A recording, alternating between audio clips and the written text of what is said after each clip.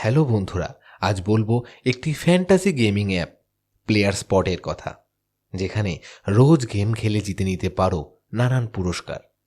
এখানে পেয়ে যাবে 15টিরও বেশি গেম, যেমন fruit slice, snakes and ladder, ship fight, housie, rummy, chess, আরও অনেক কিছু। আর শৈশবের প্রিয় গেম লুডো খেলেও জিতে নিতে পারো লক্ষাধিক টাকার উপহার। ভিডিও ডেসক্রিপশনের লিঙ্কে ক্লিক করে লুডো গেমে যোগ দাও।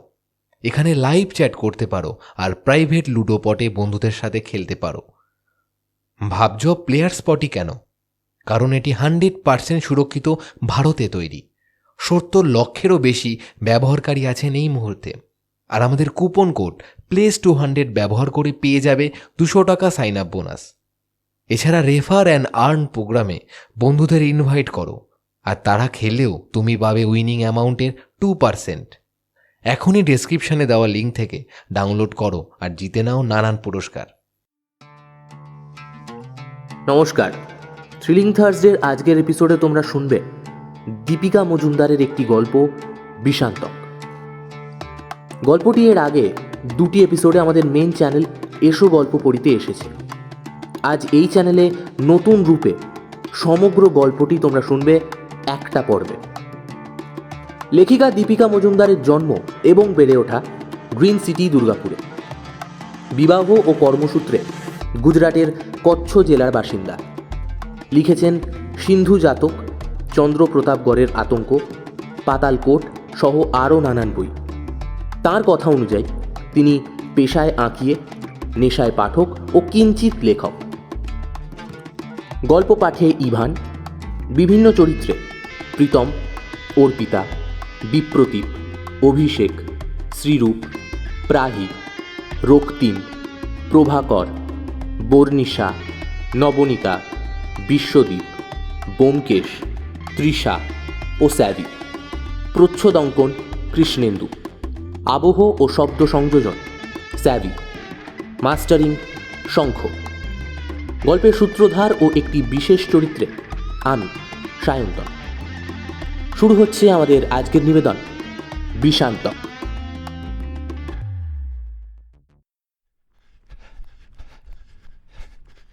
দৌড়তে দৌড়তে ঠিক কতটা পথ পার করে ফেলেছিল মনে নেই তার। পেছনে একটা হইহট্টগোল ছুটে আসছে তাকে ধরতে।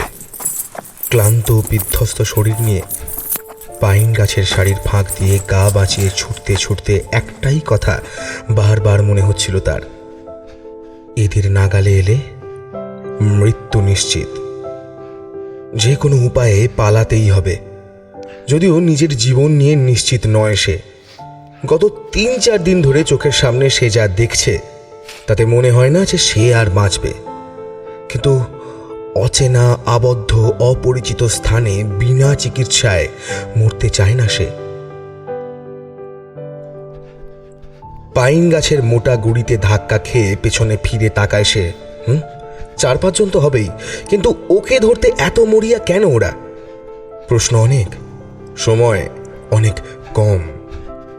গত কয়েকদিন ধরেই শুরু হয়েছিল পেটের যন্ত্রণা। প্রথমে সামান্য চিনচিনে, তারপর ধীরে ধীরে বাড়তে শুরু করে।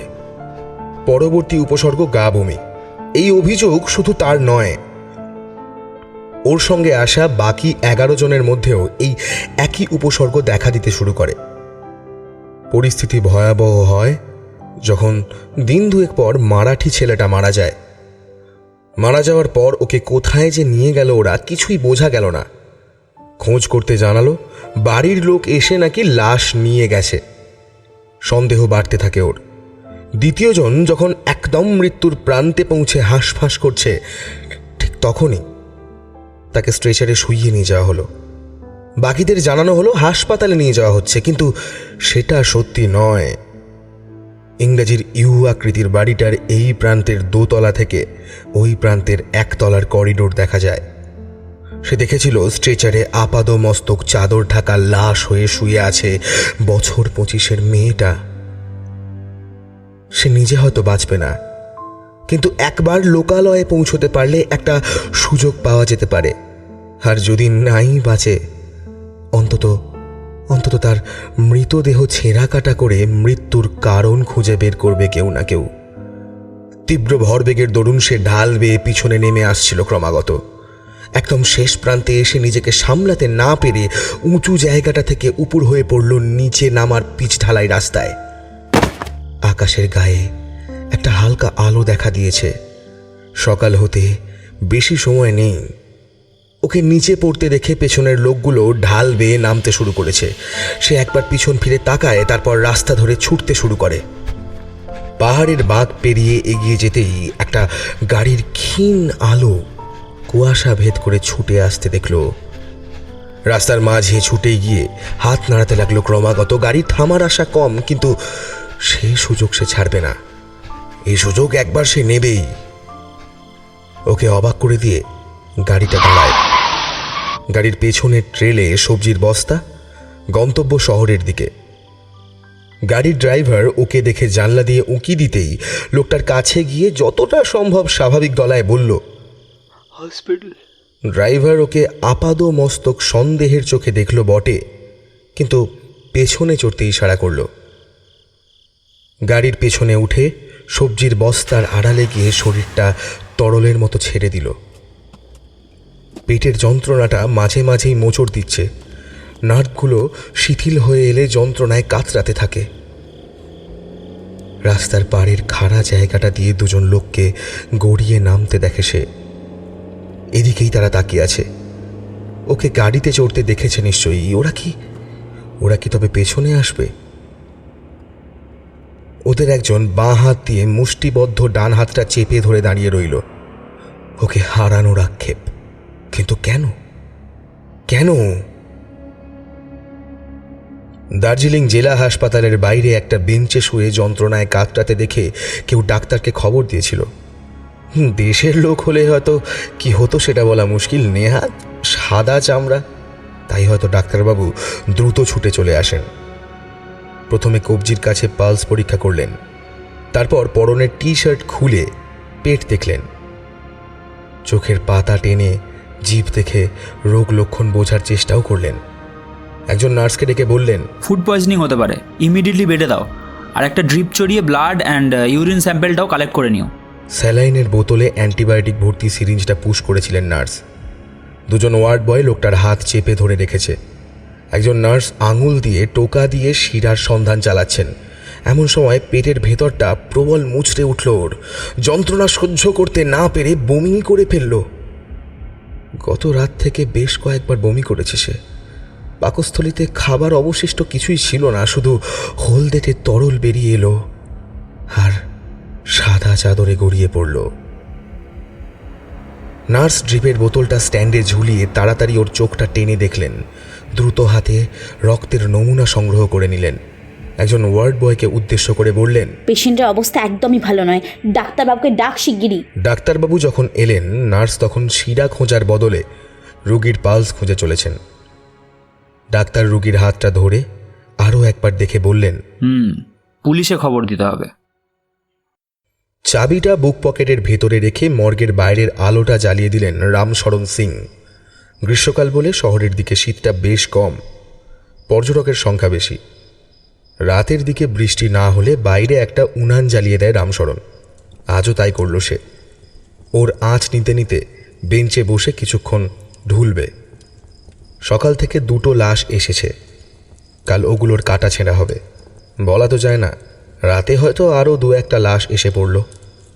সেই সময় যদি ওকে ঘুমন্ত অবস্থায় দেখে কেউ, তাহলে ডাক্তারবাবু এসে মহা রাগারাগি করবেন। একটু আগুন নেব দাজু? দাজু শুনে চমকে উঠে বসে রামশরণ। আগুন আগুন নেব? নাক অবধি খাকি রঙের হনুমান টুপিতে ঢেকে দাঁড়িয়ে আছে লোকটা। কুঁচকে যাওয়া চোখ দেখে বোঝা যায় টুপির ঢাকনার আড়ালে হাসছে সে। শিরদাঁড়া সোজা করে বসে রামশরণ। জ্বলন্ত উনানের দিকে দেখিয়ে বলল, আগুন লিবে লাও, তবে বিড়িটা কিন্তু বাইরে গিয়ে টানবে, এটা হাসপাতাল। লোকটা উনানের দিকে এগিয়ে একটা কাঠ আগুন সহ তুলে নেয়। তারপর টুপির ঢাকনা সরিয়ে বিড়িতে আগুন সংযোগ করে। বলে, খোলা আকাশের নিচে আর সমস্যা কি? রামশরণের দিকে এগিয়ে আসে লোকটা। লোকটার চোখের নিচের চামড়ায় বলি রেখা ছড়িয়ে বড় ফাটল তৈরি করেছে। স্থানীয় গোর্খা লোক, তাতে কোনো সন্দেহ নেই। রামশরণের পাশে বেঞ্চে বসে বিড়িটা এগিয়ে বলেন, নিন ধরেন। ই তো রাতে এইদিকে। স্থানীয় লোক বুঝে রামশরণ বিড়িটা নেয়। আর বলবেন না, কাল চকবাজার থেকে ট্যুরিস্ট নিয়ে যাওয়ার কথা ছিল গ্যাংটক, তাই আজ আর মাল টানবো না ভাবলাম। রাতে টানলে সকালে ড্রাইভ করতে বেশ অসুবিধে হয়। একটু আগে সেই ট্রিপ ক্যান্সেল হলো, তাই মালের খোঁজে বেরিয়েছিলাম, যদি পাওয়া যায়।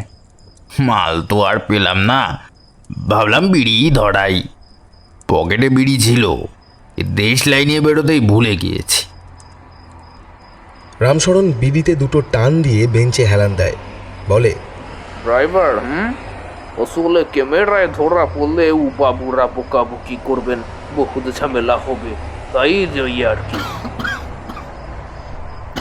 লোকটা খেয়াল করলো রামশরণ বিড়িতে টান দিয়ে বার দুয়ে কেশেছে। সে আঙুলের ফাঁকে জ্বলন্ত বিড়িটা ধরে অপেক্ষা করতে লাগলো। বিড়ি জ্বালানোর সময় ওটা একবার ওকেও টানতে হয়েছে, পরে দুবার শুধু বিড়ি টানার ভান করেছে। মিনিট খানেক এইভাবে বসে থাকার পর দেখল রামশরণের মাথাটা বেঞ্চের ধারে হেলে পড়েছে। সে দুবার মৃদু ধাক্কা দিয়ে বোঝার চেষ্টা করল রামশরণ জেগে আছে কিনা। তারপর সুযোগ বুঝে টুপিটা দিয়ে নাক মুখ ঢেকে রামশরণের বুক পকেট থেকে চাবিটা বের করে ফেলল লোকটা। দার্জিলিং জেলা হাসপাতালের গেট দিয়ে তখন একটা অ্যাম্বুলেন্স প্রবেশ করেছে। অ্যাম্বুলেন্স গেট দিয়ে ঢুকেই এমার্জেন্সির বদলে মর্গের দিকে এগিয়ে গেল। সেটা পাহারাদার খেয়ালই করল না। সে তখন কানে হেডফোন লাগিয়ে মোবাইলে ব্যস্ত। টেবিলের ওপারে রিভলভিং চেয়ারে দুলতে দুলতে ফাইলটা পড়ছিলেন দিব্যেন্দু লাহিড়ী। শিলিগুড়ি থেকে এসেছেন বিদেশি পর্যটকের রহস্যজনক মৃত্যু ও তার চেয়েও রহস্যজনকভাবে মর্গ থেকে মৃতদেহ চুরি যাওয়ার ঘটনা তদন্ত করতে। ভদ্রলোকের নাম ম্যাথু ডসন ক্লার্ক, নিউজিল্যান্ডের বাসিন্দা। স্ট্রেঞ্জ। হ্যাঁ স্যার, 30 বছর মাত্র বয়স। প্রথমে দিল্লি, জয়পুর, মুম্বাই ঘুরে চলে যান গোয়া, তারপরই এখানে মানে দার্জিলিং। সদর পুলিশ স্টেশনের ইন্সপেক্টর বিনয় তামাং বললেন, হিমালয় দেখার জন্য সিমলা, কুলু, মানালি, কাশ্মীর, লাদাখ ছেড়ে প্রথমেই দার্জিলিং এলেন। তারপর ম্যালের কাছে হোটেল থেকে চেক আউট করে ঠিক কোথায় গেলেন কোনো ট্রেস নেই। হঠাৎ অসুস্থ হয়ে এলেন হাসপাতালে, ঘন্টা দুয়েকের মধ্যে মারাও গেলেন। তারপর অবাক করে দিয়ে কেউ এসে তার লাশ চুরি করে নিয়ে গেল। এমনকি ভদ্রলোকের লাগেজ ও পাসপোর্টেরও কোনো হদিশ নেই। বাড়ির লোকে খবর দেওয়া হয়েছে? বিনয় তামাং কাঁচু মাচু মুখ করে বললেন, হ্যাঁ স্যার, মানে ওই অ্যাম্বাসি থেকে খবর এসেছিল। ভদ্রলোকের স্কেচ করিয়ে পরিচয় বের করেছেন, খুব ভালো কথা। লাশ চোরের স্কেচটা এখনো হলো না কেন? রামশরণ তো ঠিক করে মুখই দেখতে পাইনি, এক তো অন্ধকার, তার ওপর মাথা মুখ মাংকি ক্যাপ দিয়ে মোড়ানো ছিল। তবে বলেছিল স্থানীয় লোক, ড্রাইভার। বাহ, মুখ না দেখে অচেনা লোকের বিড়িতে টান দিয়ে বেহুঁশ হয়ে দারোয়ান পড়ে রইল, আর ওদিকে মর্গ থেকে লাশ চুরি। পঞ্চাশোর্ধ্ব দিব্যেন্দু লাহিড়ী যেন একটু বেশি খুঁতখুঁতে স্বভাবের। আমরা তো সেটাই বুঝতে পারছি না স্যার, চেনা নেই জানা নেই, বাইরের একটা লোকের লাশ কেউ চুরি করবে কেন? যে হোটেলে উঠেছিল ওখানে খোঁজ খবর নিন, ক্লু পেলে ওখানেই পাবেন। হাতের ফাইলটা টেবিলে রেখে উঠে দাঁড়ান দিব্যেন্দুবাবু। ইন্সপেক্টর বিনয় তামাংকে হয়তো আরও কড়া ভাষায় কিছু উপদেশ দিতেন তিনি, কিন্তু থানার ভেতরে একজন মহিলার উচ্চস্বরে কথাবার্তা শুনে ইন্সপেক্টরের কেবিন ছেড়ে বেরিয়ে যান তিনি। বাইরে এসে হুঙ্কার ছাড়লেন দিব্যেন্দুবাবু, কি হয়েছে এখানে? এত চেঁচামেচি কিসের? উত্তর এলো একজন কনস্টেবলের তরফ থেকে। না স্যার, ও কিছু না। তারপরেই তিনি একজন মহিলার দিকে চেয়ে বললেন, বললাম তো, ওটা আমাদের থানার আন্ডারে নয়, চকবাজার থানার কেস। মহিলা সঙ্গে সঙ্গে বললেন, কিন্তু চকবাজার থানা থেকেই তো আমাকে এখানে পাঠালো। দিব্যেন্দুবাবু কিছু বুঝে ওঠার আগেই মহিলা ওর দিকে এগিয়ে এলেন, অনুনয়ের সুরে বললেন, স্যার, আমার দিদি দার্জিলিং এসেছিল, 5 দিন হয়ে গেল, ওর কোনো খবর নেই, ফোন সুইচড অফ। আমরা এখানকার স্থানীয় নই বলে কি পুলিশ আমাদের সাহায্য করবে না? দিব্যেন্দুবাবু মহিলাকে পর্যবেক্ষণ করছিলেন। মহিলা না বলে কম বয়সী মেয়ে বলাই চলে। বয়স ওই 25-এর আশেপাশে, ফর্সা ছিপছিপে চেহারা, এক ঢাল কোঁকড়া চুল চূড়ো করে ক্লিপ দিয়ে আটা, গলায় একটা ফুল ছাপ স্কার্ফ, জিন্স টি শার্ট পরিহিত একজন তন্নি। দিব্যেন্দুবাবু বললেন, কোথায় বাড়ি? মেয়েটা দিব্যেন্দুবাবুকে ভরসা করে দুপা এগিয়ে এলো। কলকাতা থেকে আসছি স্যার। কনস্টেবলকে এফআইআর লিখতে বলে থানা ছেড়ে বেরিয়ে গেলেন দিব্যেন্দু লাহিড়ী। জেলা হাসপাতালের ডাক্তার, নার্স আর মর্গের পাহারাদারদের সঙ্গে দেখা করাটা ভীষণ প্রয়োজন। তবে ম্যাথিউ নামের ভদ্রলোক শেষবার যে হোটেলে গিয়ে উঠেছিলেন সেই হোটেলে আরও একবার খোঁজ নেওয়া প্রয়োজন। ভিনদেশি পর্যটক খাদ্যে বিষক্রিয়ায় মারা যাবে এমন ঘটনা অস্বাভাবিক নয়। দেশীয় খাদ্য ও পানীয় ওদের সংবেদনশীল শরীরে অনেক সময় সহ্য হয় না, কিন্তু তার লাশ চুরি যাবে কেন? তাও আবার গত 2-4 দিনে তিনি কোথায় ছিলেন তার কোনো হদিশ নেই। গাড়িতে উঠে ড্রাইভারকে বললেন, হোটেল মাউন্ট মেরিডিয়ান চলো।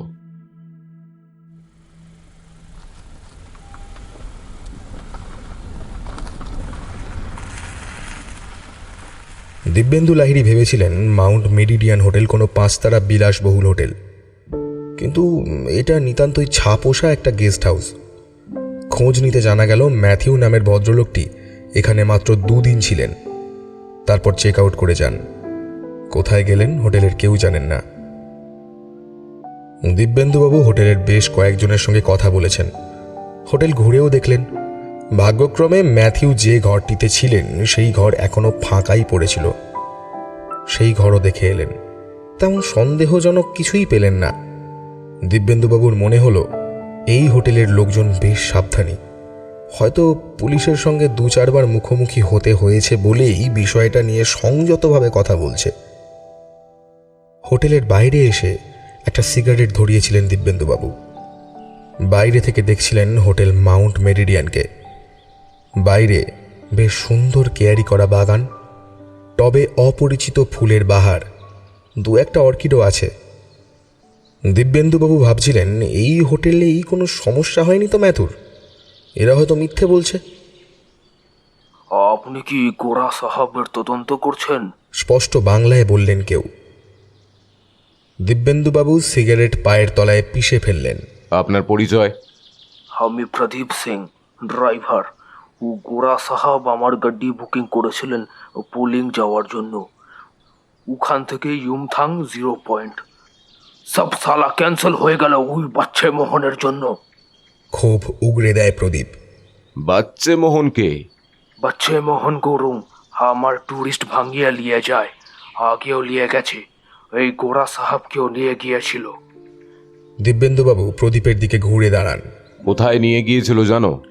कहा जाए वो तो जानी ना साहब, तबे उर गड्डी हर महीने 2 बार रिम्बिक जाता है। ওদিকে একটা আশ্রম আছে, ওখানে 1 সপ্তাহের জন্য লোক নিয়ে যায় ও নিয়ে আসে। এবার তো ওই গোরা সাহাবকে নিয়ে ওদিকেই গিয়েছিল, কিন্তু যখন লটা তব গাড়িতে কোনো টুরিস্ট ছিল না। বাচ্চে মোহনের বাড়ি কোথায়? এখানেই, ও মেলের কাছেই আছে। ঠিকানা দিতে পারবে? সঙ্গেই নিয়ে যাচ্ছি সাহাব, চলেন। প্রদীপ সিং লোকটাকে আরও একবার আপাতমস্তক দেখে নেয় দিব্যেন্দুবাবু। উপযাচক হয়ে এত উপকার করার উদ্দেশ্যটা কি হতে পারে?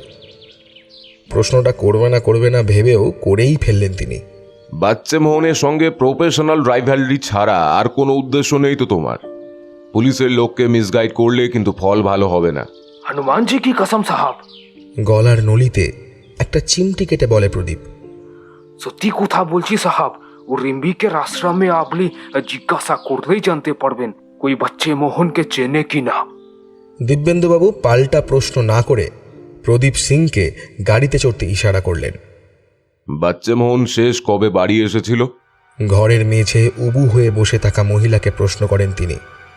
ज्यादा सोच मत प्रेमा भाभी, बच्चा जा जा बोले गए सब सत्य कोथा साहब के बोल दो।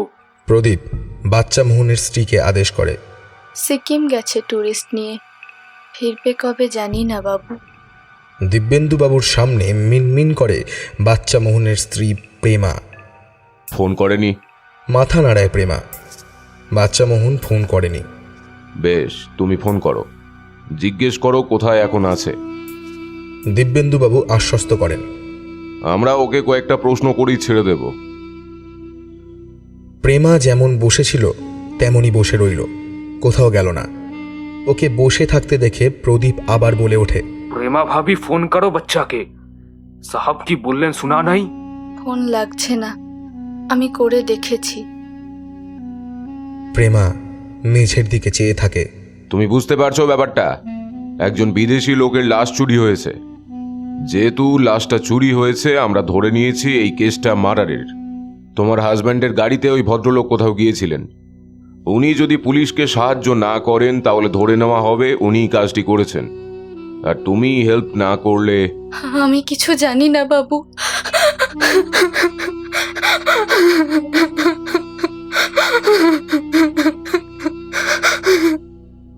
ডুকরে কেঁদে ওঠেন প্রেমা গুরুং। প্রেমার হলদেটে করুণ মুখমণ্ডলের দিকে চেয়ে থাকেন দিব্যেন্দুবাবু। বাচ্চা মোহনের গাড়ি আর ফোন নম্বর সংরক্ষণ করে নেন নিজের মোবাইলে। ম্যাথিউর ফোন নম্বরের সঙ্গে বাচ্চা মোহনের ফোন নম্বরের লোকেশন মিলিয়ে দেখতে হবে। প্রেমাকে বলেন, পুলিশের অনুমতি ছাড়া শহরের বাইরে কোথাও যেও না, আর বাচ্চা মোহন বাড়ি ফিরলে আমাদের ফোন করবে। প্রেমাকে নিজের ফোন নম্বর দিয়ে বাড়ির বাইরে বেরিয়ে এলেন তিনি। পকেট থেকে মোবাইল বের করে ফোন করলেন বিনয় তামাংকে। ওপাশে বিনয় তামাং ফোন ধরতেই বললেন, বিনয় বাবু, একটা ঠিকানা দিচ্ছি, এই ঠিকানায় দুজন লোক লাগবে নজর রাখার জন্য। আর কিছু একটা মনে পড়ে যাওয়ায় মুখের কথাটা শেষ করলেন না তিনি। বললেন, আজ আর শরীরটা সঙ্গ দিচ্ছে না, কাল সকাল সকাল থানায় আসছি, একটা জায়গায় যেতে হবে। আরও দু একটা জরুরি কথা বলে ফোন বন্ধ করে গাড়িতে উঠলেন দিব্যেন্দুবাবু। প্রদীপ সিং অদূরেই অপেক্ষা করছিল। তাকে উদ্দেশ্য করে বললেন, তোমাকে ছেড়ে দেব? नहीं सर, हमार घर नजदीकी आछे, चले जाबो। গাড়ির কাছে এগিয়ে এলেন প্রদীপ সিং। স্যার আরো একটু কথা বলার ছিল আপনাকে। কি কথা? জানতে চাইলেন দিব্যেন্দুবাবু। আমি বাচ্চাকে চিনি ছোট থেকেই, ওদের অবস্থা খুব একটু ভালো তো ছিল না, অভাবের সংসার। লেকিন কয়েক বছর ধরে এই ঘরের ভোল পাল্টে ফেলেছিল বাচ্চা। ভাড়ার গাড়ি ড্রাইভারি ছেড়ে নিজের গাড়ি কিনলো, ঘরদোর সব নতুন করে বানালো, বাড়িতে টিভি, ফ্রিজ, দুটো মোবাইল ফোন। এই বাচ্চা আগে মজদুরি করতো সাহাব। লোকে বলে, শেষের শব্দ দুটো প্রায় ফিসফিস করে বলে প্রদীপ। লোকে বলে যে ও বাচ্চা তন্তর মন্তর করে টাকা কামিয়েছে कोई बाबा जी को ধরে। लेकिन আমি জানি সাহাব, ও রিম্বিকের আশ্রম যাওয়া শুরু করার পর থেকেই না ওর দিন বদলাতে শুরু করে। হাতে দামি ঘড়ি, গলায় সোনার হার। আশ্রম থেকে ফেরার পর কদিন তো ডেলি ফরেনার টানতো সাহাব, আর দামি পুড়িয়াও লিতো। তুমি তো অনেক জানো দেখছি। দিব্যেন্দুবাবু ঘুরে তাকান প্রদীপের দিকে। না না না না সাহাব, ইতস্তত করে সে। পুলিশের সামনে অতিরিক্ত বলে ফেলায় অনুতপ্ত এখন। একসঙ্গে গাড়ি চালাই স্যার, এইটুকু খোঁজ খবর তো রাখতেই হয়। আসলে হঠাৎ করে সব কিছু বদলে গেলে চোখে তো পড়েই। আশ্রমের নামটা কি? কাজের প্রসঙ্গে ফেরেন দিব্যেন্দুবাবু। ওটা পতা তো জানি না সাহাব, ওদিকে যায়নি কোনোদিন। তবে বাচ্চার মুখে শুনেছিলাম কি যেন ব্রহ্মচারী বাবাজির নাম। খানিক ভেবে আবার বলে প্রদীপ, হ্যাঁ মনে পড়েছে সাহাব, সদাশিব ব্রহ্মচারী। প্রদীপ সিংকে বিদায় দিয়ে গাড়ি ঘোরানোর জন্য ড্রাইভারকে নির্দেশ দেন তিনি। পেছনের সিটে পিঠ এলিয়ে মোবাইলের গুগল সার্চ বারে ইংলিশে টাইপ করতে থাকেন সদাশিব ব্রহ্মচারী। থানায় প্রবেশ করতেই সবার প্রথমে দিব্যেন্দুবাবুর নজর পড়ল অপেক্ষারত ভিড়ে একটি স্বল্প চেনা মুখ। আগের দিন পরিচয় হওয়া সেই মেয়েটি, যার দিদি দার্জিলিংয়ে বেড়াতে এসে নিখোঁজ হয়েছে। স্মৃতিতে হালকা জোর দিয়ে মেয়েটির নাম মনে করার চেষ্টা করলেন তিনি। মেয়েটির নাম কিছুতেই মনে পড়ছে না। কেন? পরক্ষণেই মনে পড়ল মেয়েটি নামই বলেনি। মাথা নিচু করে কাঠের বেঞ্চে বসে আছে মেয়েটি। বিষণ্ণ মুখে হাতের মোবাইল নাড়াচাড়া করছে। পরনে আগের দিনের পোশাক, চুল এলোমেলো, চোখ মুখ দেখে মনে হচ্ছে খাওয়া ঘুম কোনোটাই সঠিক নিয়ম মেনে হয়নি। দিব্যেন্দুবাবু মেয়েটির কাছে এগিয়ে গিয়ে প্রশ্ন করলেন, দিদির কোনো খবর পেলেন? দিব্যেন্দুবাবুর দিকে মুখ তুলে চেয়েই ধরফর করে বেঞ্চি ছেড়ে উঠে দাঁড়ালো মেয়েটি। কাঁদো কাঁদো মুখ করে বলল, না স্যার, কিছুই বুঝতে পারছি না কোথায় গেল। পুলিশও কিছু বলছে না। নাম কি আপনার? ইন্দ্রাণী গুপ্ত। দিদির নাম? বৈশাখী গুপ্ত। দিব্যেন্দুবাবু কিছু বলার আগে ইন্দ্রাণী আবার বললেন, স্যার, আপনি কে আমি জানি না, কিন্তু মনে হয় আপনি চাইলেই আমাকে সাহায্য করতে পারবেন। ওর বিয়ে ভেঙে যাওয়ার পর থেকে গত 1 বছর ধরে ডিপ্রেশনে ভুগছে। বাড়ি থেকে কোথাও বেরাতো না। সেই দিদি একদিন বন্ধুদের সঙ্গে দার্জিলিং আসতে চাইলো যখন, আমরা কেউ বারণ করিনি। ভেবেছিলাম বাইরে বেরোলে যদি ওর মন ভালো হয়, কিন্তু কয়েকদিন আগে ওর বন্ধুরা কলকাতায় ফিরে এলো, ও ফিরলো না। ফিরলো না মানে? ওর বন্ধুরা জানে না বৈশাখী কোথায়? দিব্যেন্দুবাবু জানতে চাইলেন। ও আমাকে জানিয়েছিল কোথাও একটা যাবে, পরের সপ্তাহে ফিরে আসবে। কোথায়? সেটা অনেক প্রশ্ন করেও জানতে পারিনি। বলেছিল ফিরে এসে সব বলবে। যখন ও ফিরবে তখন নাকি সব ঠিক হয়ে যাবে। ঠিক হয়ে যাবে ভেবে ও খুব খুশিই ছিল। এই দেখুন না স্যার, আমাকে হোয়াটসঅ্যাপে এই ছবিও পাঠিয়েছিল। লিখেছিল, জার্নি বিগিনস হিয়ার। ইন্দ্রাণী ওর মোবাইলটা এগিয়ে দেয় দিব্যেন্দুবাবুর দিকে। দিব্যেন্দুবাবু মোবাইলটা হাতে নিলেন। কথাগুলো কালকের এফআইআর কপিতে আছে। আমি সব জানিয়েছি। তারপর ইতস্তত করে বললেন, পুলিশ তো ওর বন্ধুদের সন্দেহ করছে, বলছে কলকাতা পুলিশের সঙ্গে একত্রে কেসটা দেখবে। কিন্তু স্যার, ওরা সকলে ফিরে যাওয়ার পরও দিদির সঙ্গে আমার কথা হয়েছিল। দিব্যেন্দুবাবু মোবাইলের স্ক্রিনে খোলা ছবিটা দেখলেন। ছবিটাই চোখ পড়তেই কুঁচকে গেল তার দুটো চোখ। দুটো আঙুল দিয়ে টেনে ছবিটা বড় করলেন। একটা গাড়ি রাস্তার ধারে দাঁড়িয়ে আছে। গাড়ির পেছনে কয়েকজন কম বয়সী ছেলেমেয়ের গ্রুপ সেলফি। মুখের আদল দেখলে বোঝা যায় সেলফি স্টিক হাতের মেয়েটি ইন্দ্রাণীর দিদি বৈশাখী। কিন্তু দিব্যেন্দুবাবুর দৃষ্টি ঘুরছিল দুটি বিষয়ের ওপর, গাড়ির নম্বর প্লেট এবং পেছন থেকে উঁকি দেওয়া একজন দীর্ঘদেহী শ্বেতাঙ্গ পুরুষ। ইন্দ্রাণীর মোবাইলটা হাতে ধরেই পকেট থেকে নিজের মোবাইলটা বের করলেন। গতকাল প্রদীপ সিংয়ের দেওয়া বাচ্চা মোহনের গাড়ির নাম্বারের সঙ্গে মিলিয়ে নিলেন ছবির গাড়ির নম্বর। হুবহু এক। হ্যাঁ, সেই নাম্বার। তারপর ইন্দ্রাণীকে বললেন, আপনি আমার সঙ্গে একবার ভেতরে আসুন। দ্রুত পায়ে থানায় প্রবেশ করলেন দিব্যেন্দুবাবু। ইন্সপেক্টর বিনয় তামাং তখন টেবিলের ওপর ফাইলের স্তূপের মাঝে ব্যস্ত। দিব্যেন্দুবাবু ভনিতা না করেই বললেন, ম্যাথুডস কেসটা একবার দেখান তো। অকস্মাৎ এমন ঝড়ের গতিতে নিজের ঘরে কাউকে প্রবেশ করতে দেখে বিনয়বাবু অবাকই হলেন। কিন্তু আগন্তুক দিব্যেন্দুবাবুকে দেখে পাল্টা প্রশ্ন না করে একটা ফাইল এগিয়ে দিলেন। ফাইলে রয়েছে ম্যাথিউর ডিজিটাল স্কেচের প্রিন্ট আউট। ইন্দ্রাণীর মোবাইলের ছবি আর ফাইলের ছবি পাশাপাশি রেখে বিনয়বাবুকে বললেন, দেখুন তো এই দুই ব্যক্তি এক কিনা।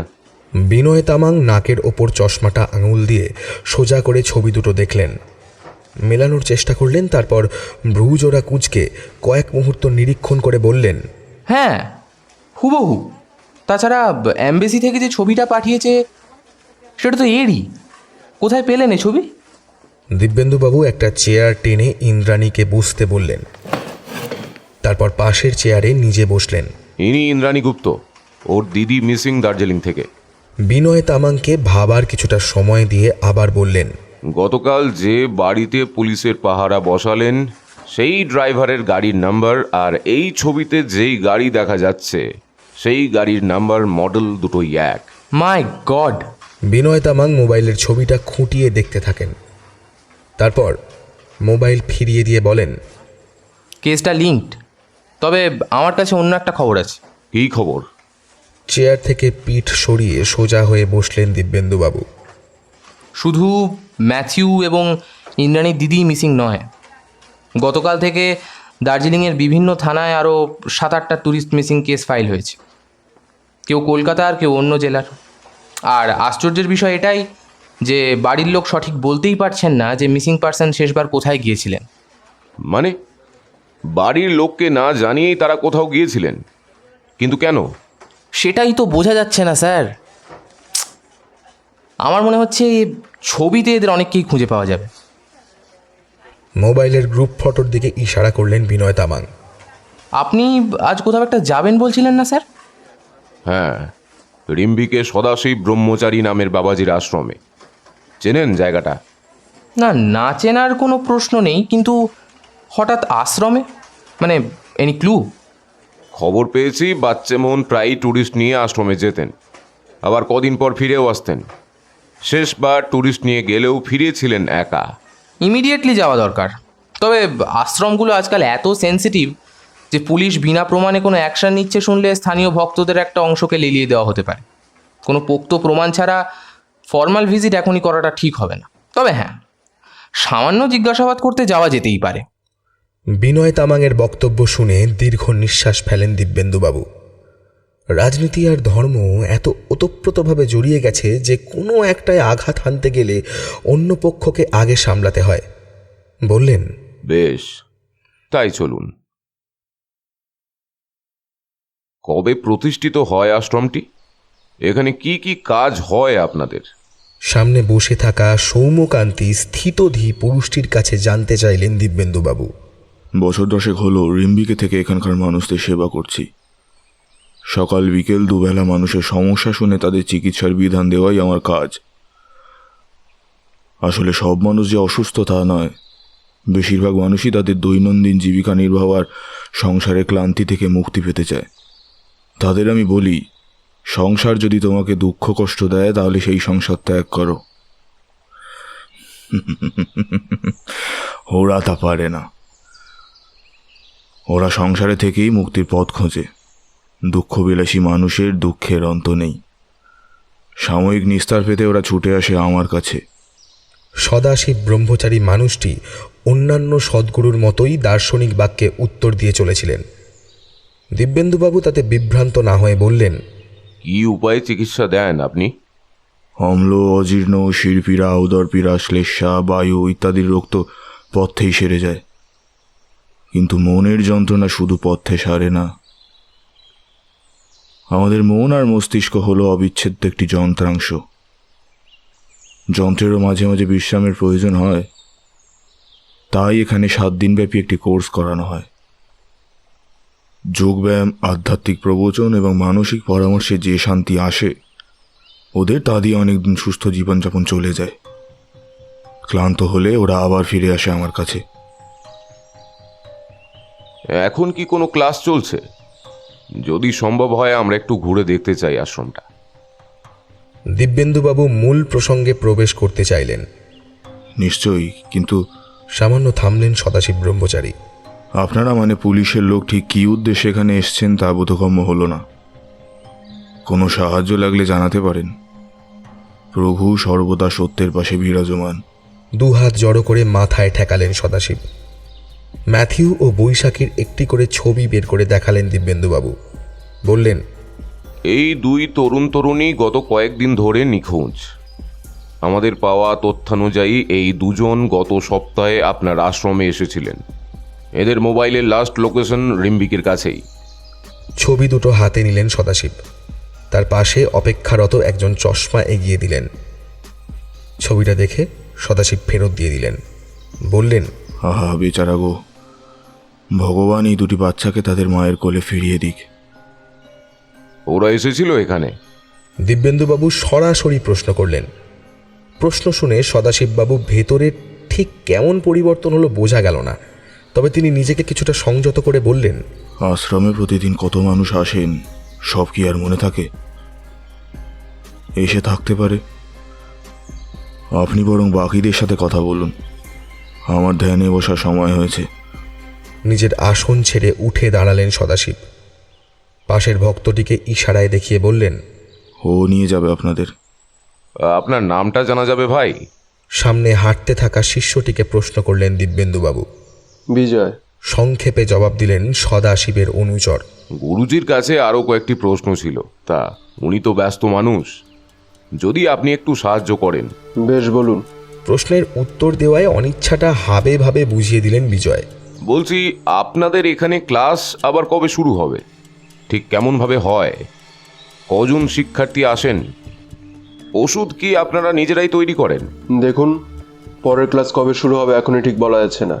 12 জনের আসন, অন্তত 6 জন না হলে ক্লাস শুরু করা যায় না। এখনও অবধি মাত্র 4 জন যোগাযোগ করেছে, তাই ফাইনাল ডেট এখনই দেওয়া যাবে না। আর ওষুধপত্র, খাবার দাবার এসব আমরা আমাদের নিজেদের আশ্রমেই তৈরি করি। হ্যাঁ, কিছু কাঁচামাল আনতে হয় বাইরে থেকে, পাহাড়ি গ্রামে তো সবসময় সব কিছু পাওয়া যায় না। ওই যে আমাদের রান্নাঘর, ওখানেই আবাসিক এবং কর্মীদের জন্য খাদ্য প্রস্তুত হয়। আর ওর পাশেই রয়েছে ঔষধালয়, তবে ওখানে এখন যাওয়া যাবে না। কেন? আমরা তো ওখানেই একবার যেতে চাই। বিজয় করিডোর ধরে চলতে চলতে থমকে দাঁড়ালেন। দিব্যেন্দুবাবুর দিকে ফিরে বললেন, না, বাইরের লোকের ওখানে যাওয়ার কোনো অনুমতি নেই। ঔষধি প্রস্তুতির জন্য ন্যূনতম স্বাস্থ্যবিধি মেনে চলতে হয় আমাদের। আর তাছাড়া বাইরের লোক ভেতরে প্রবেশ করলে কোথায় কখন কিভাবে সংক্রমণ ছড়াবে। বাক্য অসম্পূর্ণ রেখেই বিরক্তি প্রকাশ করলেন বিজয়। দিব্যেন্দুবাবু ও বিনয় তামাংকে পেছনে ছেড়ে ধীরে ধীরে চলতে শুরু করেছিলেন বিজয়। বিনয় তামাং ছাদের দিকে মাথা তুলে দেখতে দেখতে বললেন, আপনাদের আশ্রমে সিসিটিভি নেই বিজয়বাবু? না, এখানে আমাদের ওসব কোনো টেকনোলজির প্রয়োজন হয় না। আমাদের কোনো কর্মী, এমনকি ছাত্রছাত্রীদেরও মোবাইল রাখা নিষিদ্ধ। অফিসে একটা ফোন আছে, প্রয়োজনে সেটাই ব্যবহার করা হয়। বিনয় তামাংয়ের প্রশ্নে দিব্যেন্দুবাবু দেওয়ালে ক্যামেরার সন্ধান করছিলেন এবং সেটি কোথাও খুঁজে না পেয়ে খানিক আশ্চর্যও হলেন। আশ্রমের বাইরে থেকে বোঝা যায় না যে ভেতরটা কতখানি বিস্তৃত। দোতলা বাড়িটার ভেতরের দিকে ইংলিশের ইউ আকৃতির দুটি বাহু মেলে দাঁড়িয়ে আছে। আশেপাশে ভেষজ উদ্ভিদের অধিকাংশই লক্ষণীয়। আশ্রমের ভেতরে আরও 2-4টি জায়গা পরিদর্শন করে বিনয় তামাং ও দিব্যেন্দুবাবু, তারপর বেরিয়ে আসেন। গাড়িতে উঠে বসার সময় দিব্যেন্দুবাবু বললেন, সন্দেহ পুরোপুরি নিরসন হলো না। আমার এখনও দৃঢ় বিশ্বাস এই আশ্রমের সঙ্গেই মিসিং কেসগুলো জড়িত। আমারও তাই মনে হচ্ছে, কিন্তু এই সব জায়গায় পোক্ত প্রমাণ ছাড়া কিছুই করা সম্ভব নয়। ম্যাথিউর পোস্টমর্টেম রিপোর্টটা যদি থাকতো তাহলে অনেকটা সুবিধে হতো। লোকটা মরল কীভাবে সেটাই তো জানা নেই, আর বাকিরা জীবিত না মৃত তারও কোনো হদিশ নেই। প্রত্যেকের মিসিং রিপোর্ট ডিটেলে আমাকে ফরওয়ার্ড করবেন। আর মোবাইল সিগন্যাল লাস্ট লোকেশন কোথায় বলছে এটাও ডিটেল বের করুন। বাড়ির লোকের সঙ্গে আরও ভালোভাবে কথা বলুন, যদি কোনো তথ্য বের করা যায়। দিব্যেন্দুবাবু ও বিনয় তামাং যখন রিম্বিক থেকে থানায় ফিরলেন তখন সন্ধ্যা ঘনিয়ে এসেছে। থানায় ফিরে ইন্দ্রাণীকে দেখে আশ্চর্য হলেন দিব্যেন্দুবাবু। বললেন, আপনি হোটেলে ফেরেননি এখনো? ইন্দ্রাণী বেঞ্চে বসেছিল। দুজনকে ফিরতে দেখে হঠাৎ উঠে দাঁড়ালো। শুকনো মুখে বলল, দিদির কোনো খোঁজ পেলেন স্যার? ইন্দ্রাণীকে দেখে দিব্যেন্দুবাবুর কষ্টই হলো। তার মেয়ের বয়সেই হবে ইন্দ্রাণী। রিম্বিক যাওয়ার আগে অনুরোধ করেছিল সঙ্গে যাওয়ার, কিন্তু ইন্দ্রাণীকে নিয়ে যাওয়া সম্ভব হয়নি। দিব্যেন্দুবাবুর মনে হলো ইন্দ্রাণীকে বলেন যেন দিনের পর দিন এই শহরে ধর্ণা দিয়ে না পড়ে থাকে। তাকে বলেন যাতে সে কলকাতায় ফিরে যায়। কেসের তদন্ত অগ্রসর হলে তিনি ডেকে নেবেন, কিন্তু মেয়েটির অসহায় মুখের দিকে চেয়ে কথাটা বলতে পারলেন না তিনি। ইন্দ্রাণীকে ভেতরে ডেকে বসালেন দিব্যেন্দুবাবু। বললেন, বৈশাখীর ঠিক কী ধরনের মানসিক সমস্যা ছিল? খুব মনমরা হয়ে থাকতো, সব ভুলে যেতে চাইতো কিন্তু পারতো না। যেদিন ওর সব বন্ধুরা ফিরে এলো সেদিন আমাকে ফোন করেছিল, বলল এবারও সব ভুলে যেতে পারবে, যেখানে যাচ্ছে সেখানে গেলে সবাই ঠিক হয়ে যায়। দীর্ঘশ্বাস ফেললেন দিব্যেন্দুবাবু। মৃদু গলায় বললেন, আপনাকে তদন্তের বিষয়ে কিছু বলা উচিত নয়, তবুও একটা কথা বলছি। আমরা আন্দাজ করছি যেখানে গিয়েছিলাম সেই আশ্রমেই হয়তো সমস্যার উৎপত্তি। আমার ধারণা বৈশাখী ও আরও কয়েকজন ওই আশ্রমে একটি বিশেষ কোর্স করতে গিয়েছিল এবং সেখানে কিছু গণ্ডগোল হয়। স্যার, যদি কিছু মনে না করেন তাহলে জায়গাটার ঠিকানা পাওয়া যাবে? রিম্বিক নামের গ্রাম, এখান থেকে ঘন্টা 2-এর পথ। ওখানে গিয়ে সদাশিব ব্রহ্মচারী বাবাজির আশ্রম বললেই যে কেউ দেখিয়ে দেবে। কিন্তু আপনি ঠিকানা চাইছেন কেন? যাবেন নাকি? ভাবছি তাই, একবার যদি ঘুরে আসি কোনো অসুবিধে হবে? একেবারেই না, কোনো অসুবিধা নেই, ঘুরে আসুন অবশ্যই। কিন্তু অনুরোধ করব নিতান্তই পর্যটক হিসেবেই যাবেন, অন্য কোনো উদ্দেশ্য যেন কেউ টের না পায়। ইন্দ্রাণী সোজা হয়ে বসে চেয়ারে।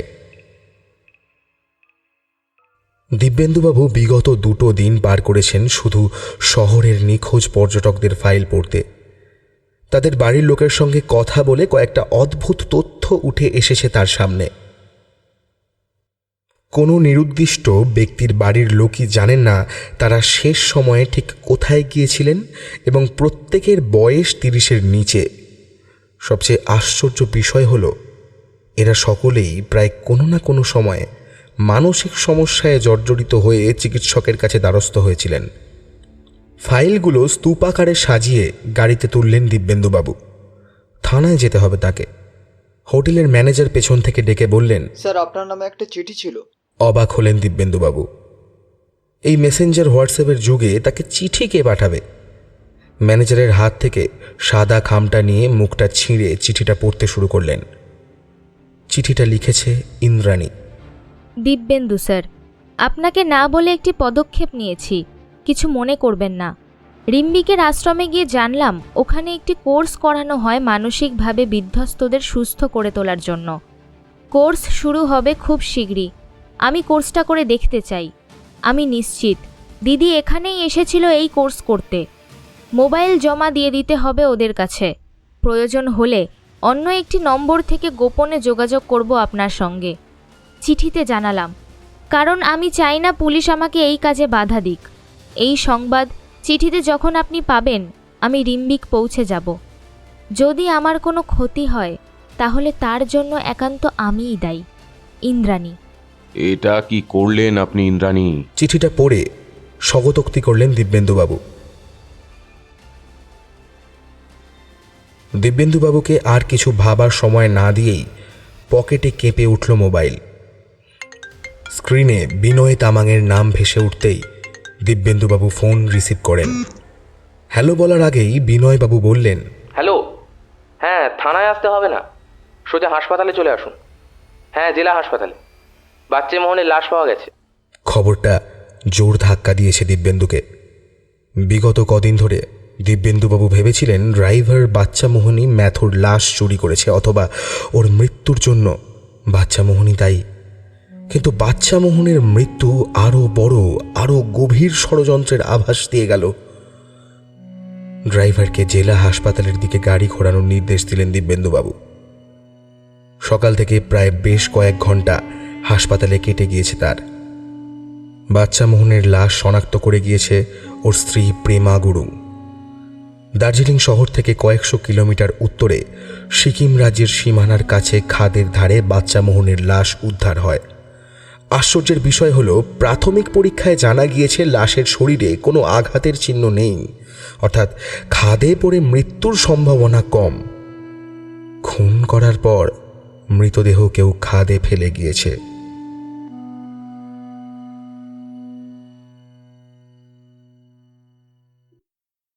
বাচ্চা মোহনের গাড়িটার কোনো হদিশ পাওয়া গেল নাকি বিনয়বাবু? দিব্যেন্দুবাবু প্রশ্ন করলেন। না, বাচ্চা মোহনের সঙ্গে কোনো পরিচয়পত্র এমনকি মোবাইল পর্যন্ত পাওয়া যায়নি। তবে হাসপাতালের মর্গের পাহারাদার রামশরণ জানিয়েছে যেদিন ম্যাথিউর লাশ চুরি যায় সেদিন ওর সঙ্গে যে লোকটা কথা বলে তার সঙ্গে বাচ্চা মোহনের চেহারার খুব মিল আছে। কাজটা বাচ্চা মোহন করে থাকলেও একা করেনি। সেদিন একটি অ্যাম্বুলেন্সও এসেছিল। ম্যাথুর লাশ অ্যাম্বুলেন্সে করেই পাচার করা হয়। শুধু লাশ পাচার করা হয়েছে তাই নয়, বেশ কয়েকটি লাশ এদিক ওদিক করে বিভ্রান্তি সৃষ্টিরও চেষ্টা করা হয়েছে। এগুলো খুব কাঁচা হাত আর কাঁচা মস্তিষ্কের কাজ। কাঁচা না হলেও তাড়াহুড়োর একটা ব্যাপার তো ছিল। ম্যাথিউকে জীবিত রাখা ওদের উদ্দেশ্য ছিল না। লাশ চুরির একটাই কারণ হতে পারে, মৃত্যুর কারণ গোপন করা। দিব্যেন্দুবাবুর আবারও আফসোস হলো ম্যাথিউর মৃতদেহ হাতছাড়া হয়ে যাওয়ার জন্য। বললেন, বাচ্চা মোহনের অটোপসি রিপোর্ট কখন পাওয়া যাবে? হাত উল্টে ঘড়ি দেখলেন বিনয় তামাং। বললেন, এই এবেলাই চলে আসার কথা। বৈশাখীর বোন ইন্দ্রাণী গুপ্ত কি কলকাতা ফিরে গেছেন? প্রতিদিন তিনি থানায় এসে খোঁজ খবর নিতেন, কাল থেকে দেখছি না। দিব্যেন্দুবাবু থেকে থেকেই মোবাইল বের করে দেখছিলেন।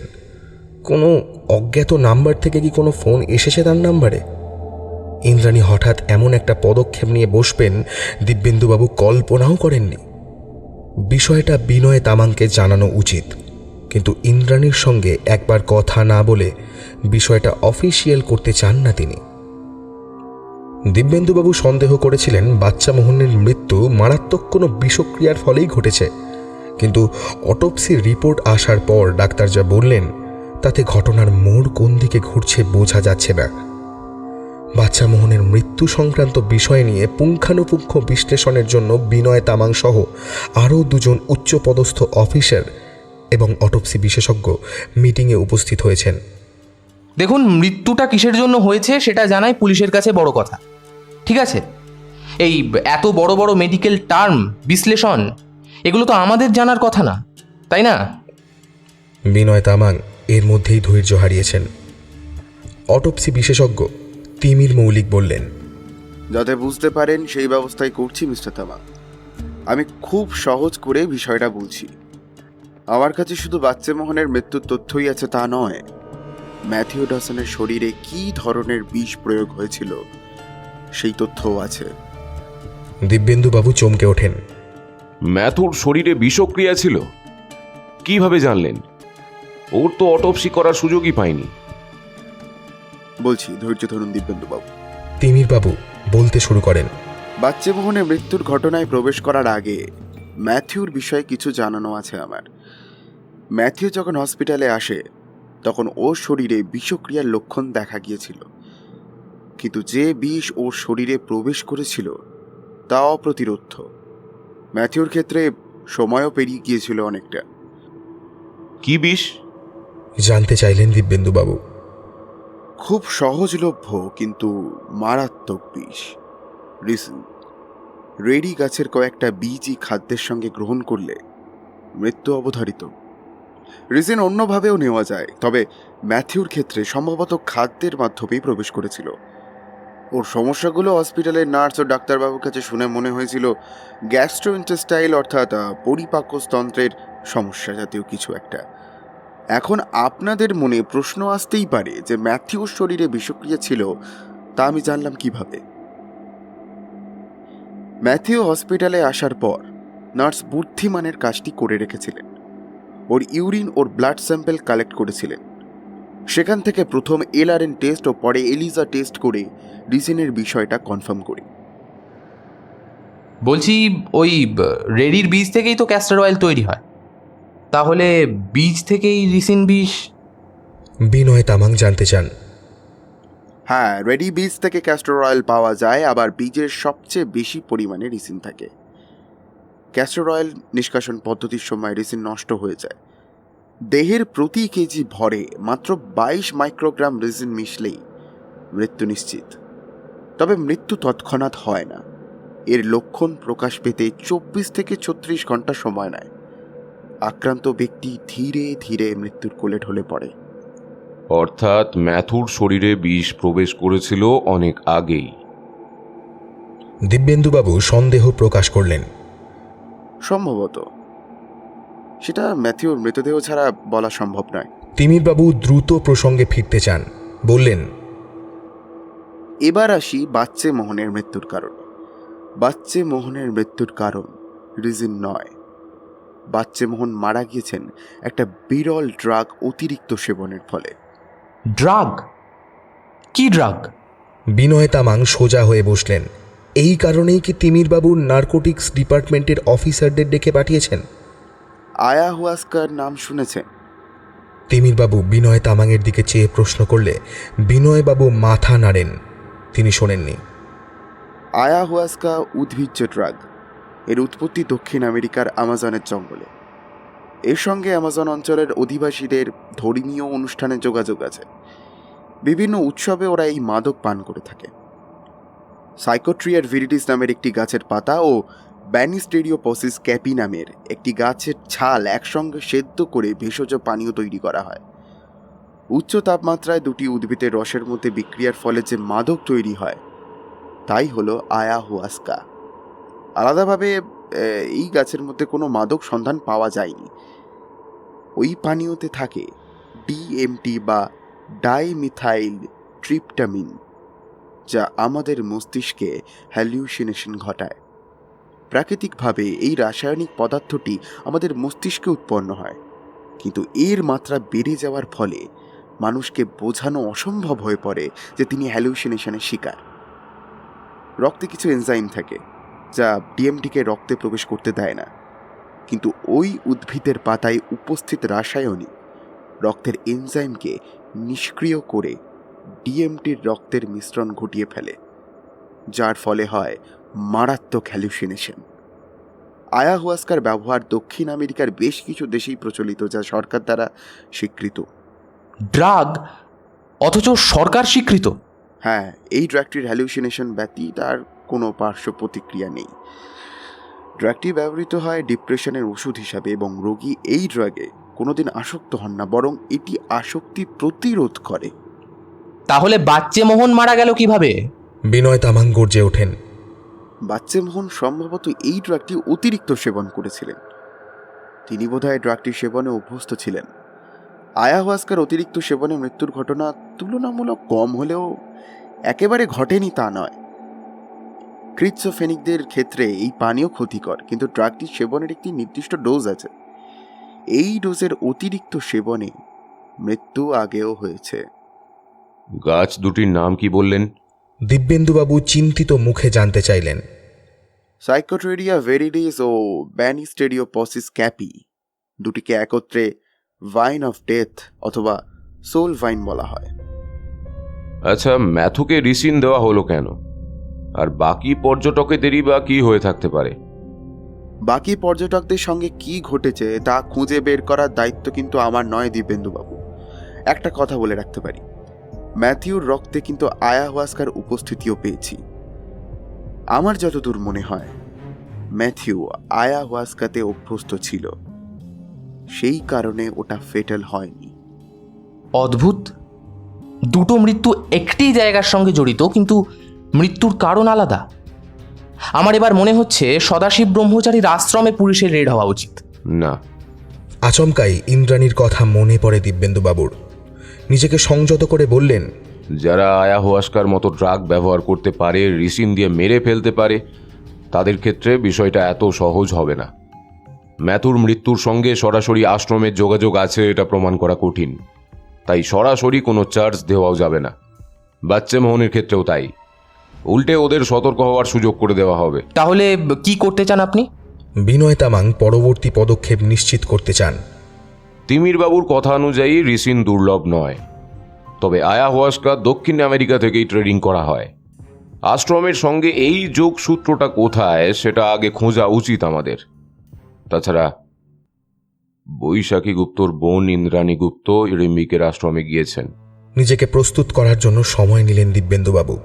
বললেন, উনি ওখানে একজন রোগীর ছদ্মবেশে কোর্স করার নাম করে রেজিস্টার করিয়েছেন। কথাগুলো বলে ইন্দ্রাণীর চিঠিটা টেবিলে রাখলেন তিনি। এই সম্পর্কে আমি অবগত ছিলাম না, কিন্তু তিনি যখন একবার চলে গিয়েছেন তখন তার সুরক্ষার জন্য ওর ফিরে আসা অবধি আমাদের অপেক্ষা করা উচিত। আশ্চর্য মানুষ তো আপনি। মেয়েটির সঙ্গে যোগাযোগ ছিল আপনার, আর আপনি ঘুণাক্ষরেও টের পেলেন না উনি এসব করে চলেছেন। বলা তো যায় না যদি ওর দিদির মতো। অসম্পূর্ণ বাক্যেই থামলেন বিনয় তামাং।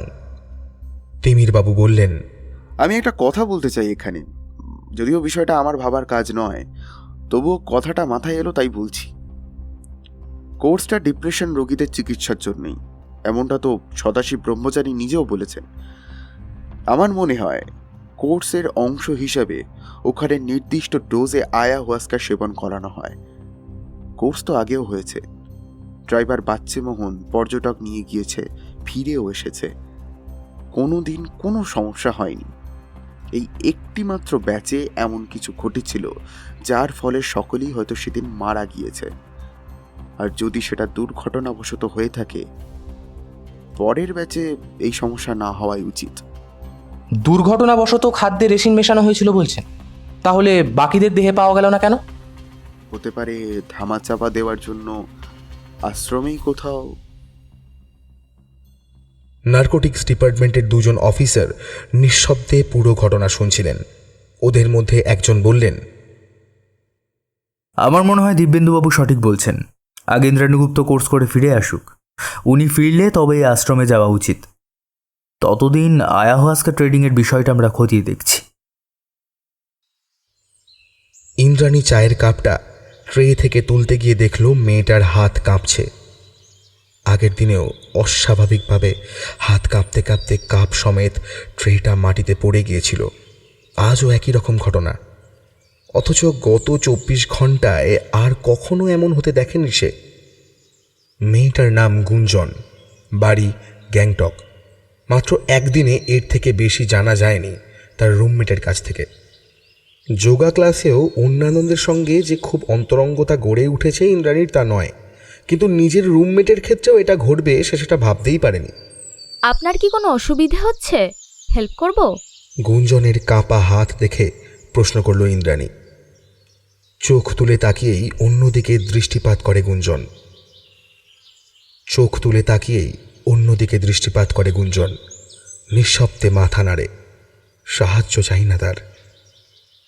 ইন্দ্রাণী চায়ের কাপটা তুলে নিজের বিছানায় উঠে বসে। রাতের চা দিতে এসেছিল আশ্রমের কর্মী রোজি, স্থানীয় মহিলা, আশ্রমের রান্নাঘরে কাজ করেন। সকাল ও বিকেলের চায়ের তুলনায় রাতের চাটা স্বাদে একটু ভিন্ন, সামান্য তেতকুটি। গতকাল চায়ের ট্রে পড়ে যাওয়ার পর কাপে যেটুকু অবশিষ্ট ছিল সেটুকুই পান করেছিল ইন্দ্রাণী। কিছুক্ষণ মাথাটা ঝিমঝিম করলেও ঘুম ভালো হয়েছিল। রোজি ঘর ছেড়ে বেরিয়ে যাওয়ার পরই দরজাটা সশব্দে বন্ধ করে দেয় গুঞ্জন।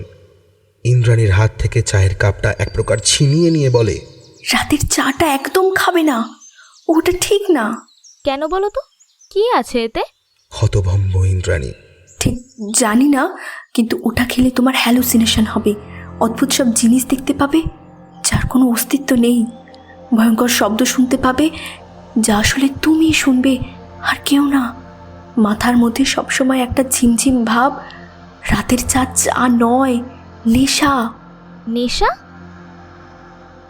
চায়ের কাপের দিকে তাকায় ইন্দ্রাণী। রংটা ঠিক স্বাভাবিক চায়ের মতো নয়। ওদের বলা হয়েছিল এটা টোব্যাকো টি, স্বাস্থ্যের পক্ষে ভালো, মানসিক প্রশান্তি এনে দেয়।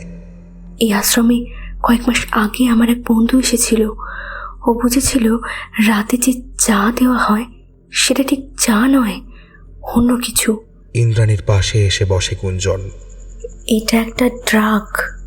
তুমি কিভাবে জানলে? আমি আরও অনেক কিছুই জানি, যেমন এই আশ্রমে আগে সিসি ক্যামেরা ছিল, এখন সেসব নেই। আমার বন্ধুর কাছে কিছু ছবি দেখেছিলাম, ক্যামেরা লুকিয়েও কিছু ছবি তুলেছিল। আগের মাসে যেদিন রেজিস্ট্রি করতে আসি সেদিনও ক্যামেরাগুলো দেখেছি, এখন ক্লাস করতে এসে দেখছি না। খারাপ হয়ে গেছে হয়তো। ইন্দ্রাণীর মনে হয় গুঞ্জন আরও কিছু জানলেও জানতে পারে। একসঙ্গে সব ক্যামেরা খারাপ হতে পারে? আচ্ছা, এই ড্রাগস মেশানো চা কেন দেওয়া হয় রোগীদের? এতে কি কারোর মৃত্যু হতে পারে? ইন্দ্রাণী সভয়ে প্রশ্ন করে। না না, তুমি ভুল করছো। এটা ড্রাগ মেশানো চা নয়, এটা নিজেই একটা ড্রাগ। উত্তেজিত হয়ে ওঠে গুঞ্জন, নিজেকে সংযত করে গলা নামিয়ে বলে, শুনেছি বেশি খেলে মারা যায়। কোর্স করতে এলাম, সবাই বলে আমি দিন দিন পাগল হয়ে যাচ্ছি, এখানে এলে ভালো হয়ে যাব। ঘরের ছাদের দিকে তাকিয়ে অন্যমনস্ক হয়ে যায় গুঞ্জন, বলে, কিন্তু ওটা খাবো না, তুমিও খেও না। আচ্ছা, তোমার বন্ধুর ছবিতে এই আশ্রমে আর কি কি আলাদা দেখেছিলে? ওই যে ঘরে ওষুধ বানানো হয় ওটা আগে ওখানে ছিল না, ওখানে অনেক গাছ ছিল। আর রান্নাঘরের পাশের ঘর যেটায় তালা দেওয়া, ওখানে ওষুধ বানানো হতো। কেন বদলে দিল কে জানে, নাম রেজিস্ট্রি করার সময়ও তো ওখানেই দেখেছিলাম। জায়গাটা কাল দেখাবে আমাকে? গুঞ্জন ইন্দ্রাণীর দিকে তাকায়। ওদিকে যাওয়ার পারমিশন নেই যে। তারপর কিছু একটা ভেবে বলে, দুপুরে কিছুক্ষণ বন্ধ থাকে, তখন নিয়ে যেতে পারি। দক্ষিণবঙ্গের সমতল ভূমির মতো নিঝুম অথবা কুবো পাখির মতো একটানা শব্দে ঘোর লাগা দুপুর নয় এখানে। এখানে দুপুর আসে নিয়ম মেনে, কিন্তু হাড় কাঁপানো শীত নিয়ে। কখনো খাদের নিচ থেকে জল ভর্তি মেঘ উঠে আসে, পাহাড়ের পেছন থেকে বিজলির রেখা দেখা দেয়। বিকেল হয় না, ঝুপ করে অন্ধকার নামে। এমনই এক নির্জন সংক্ষিপ্ত দুপুরের অপেক্ষায় ছিল ইন্দ্রাণী। ভোরের দিকে যোগব্যায়ামের ক্লাস হয়েছে। ওদের মানসিক শান্তির জন্য একবেলা মৌন পালন করিয়েছেন সদাশিব ব্রহ্মচারী।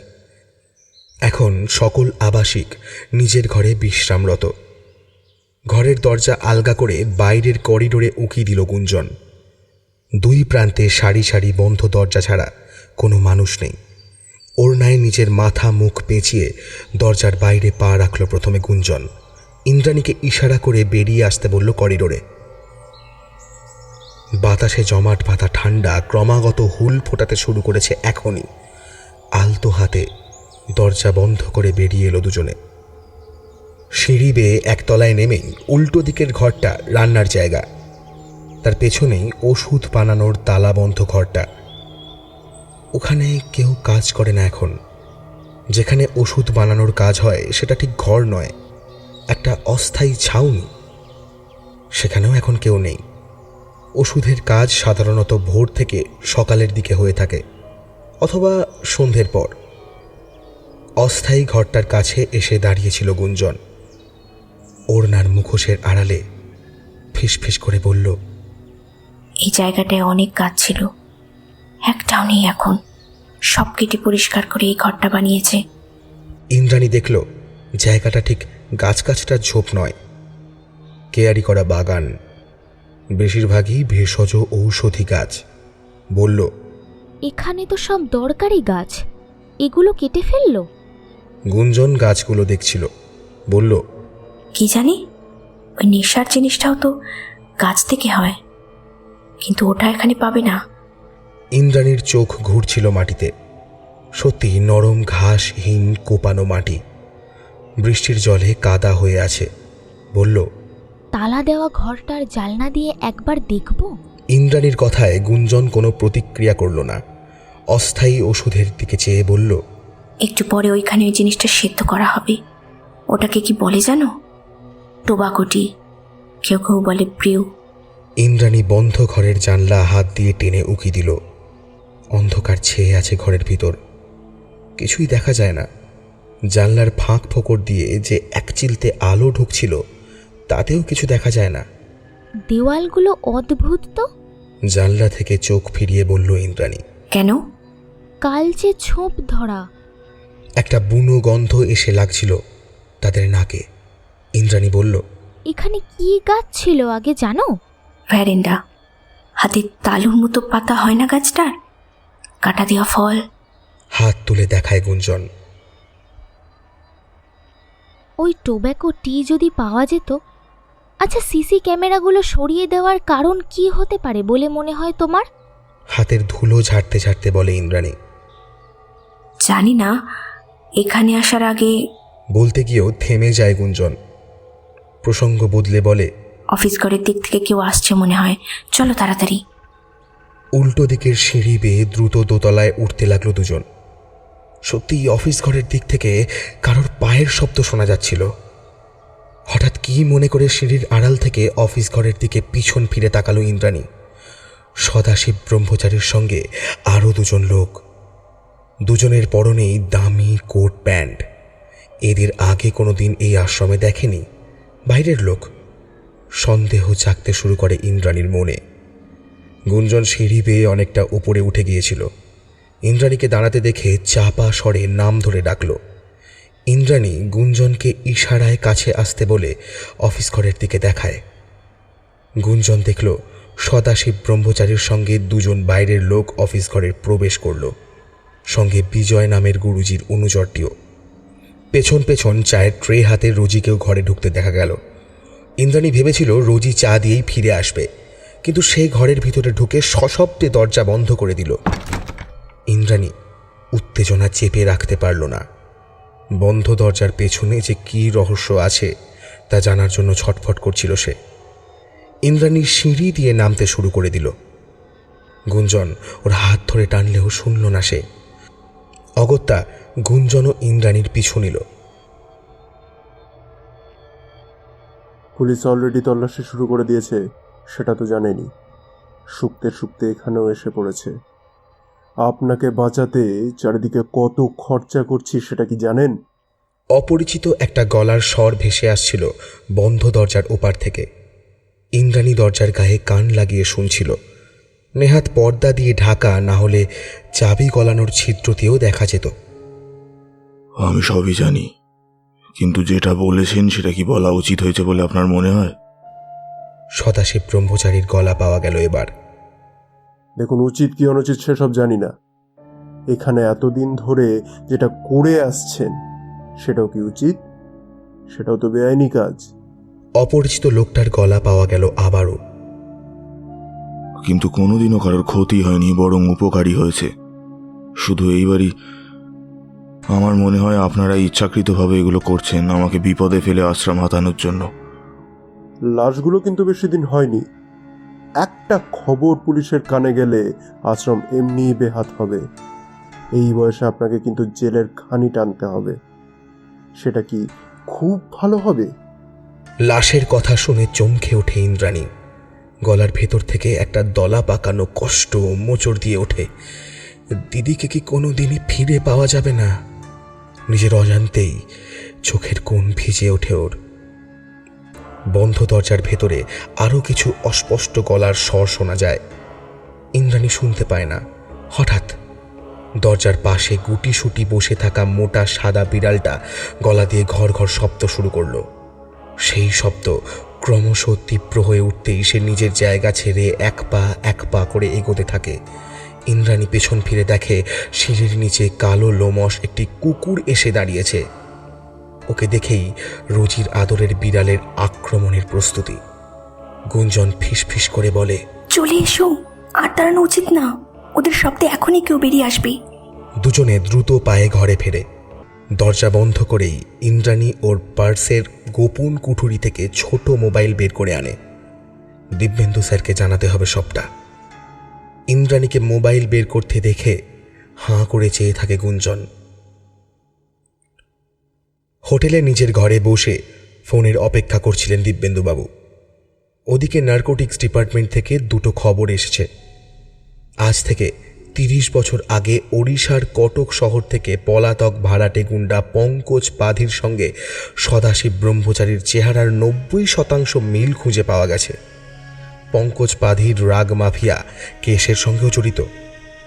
দ্বিতীয়ত, হিমাচল প্রদেশের সোলাং ভ্যালিতে অবস্থিত অলিভ লিভ নামের একটি ওষুধ কারখানার সঙ্গে সদাশিব ব্রহ্মচারীর আশ্রমের যোগাযোগ আছে। যোগাযোগের মাধ্যম অফিস ঘরে রাখা একটি মাত্র ল্যান্ডফোন। দিব্যেন্দুবাবু হোটেলের ওয়াইফাই ল্যাপটপে কানেক্ট করেন। অলিভ লিভ নামক ওষুধ কোম্পানির নামে তথ্য সংগ্রহ করছিলেন। ঠিক সেই সময় মোবাইল বেজে ওঠে।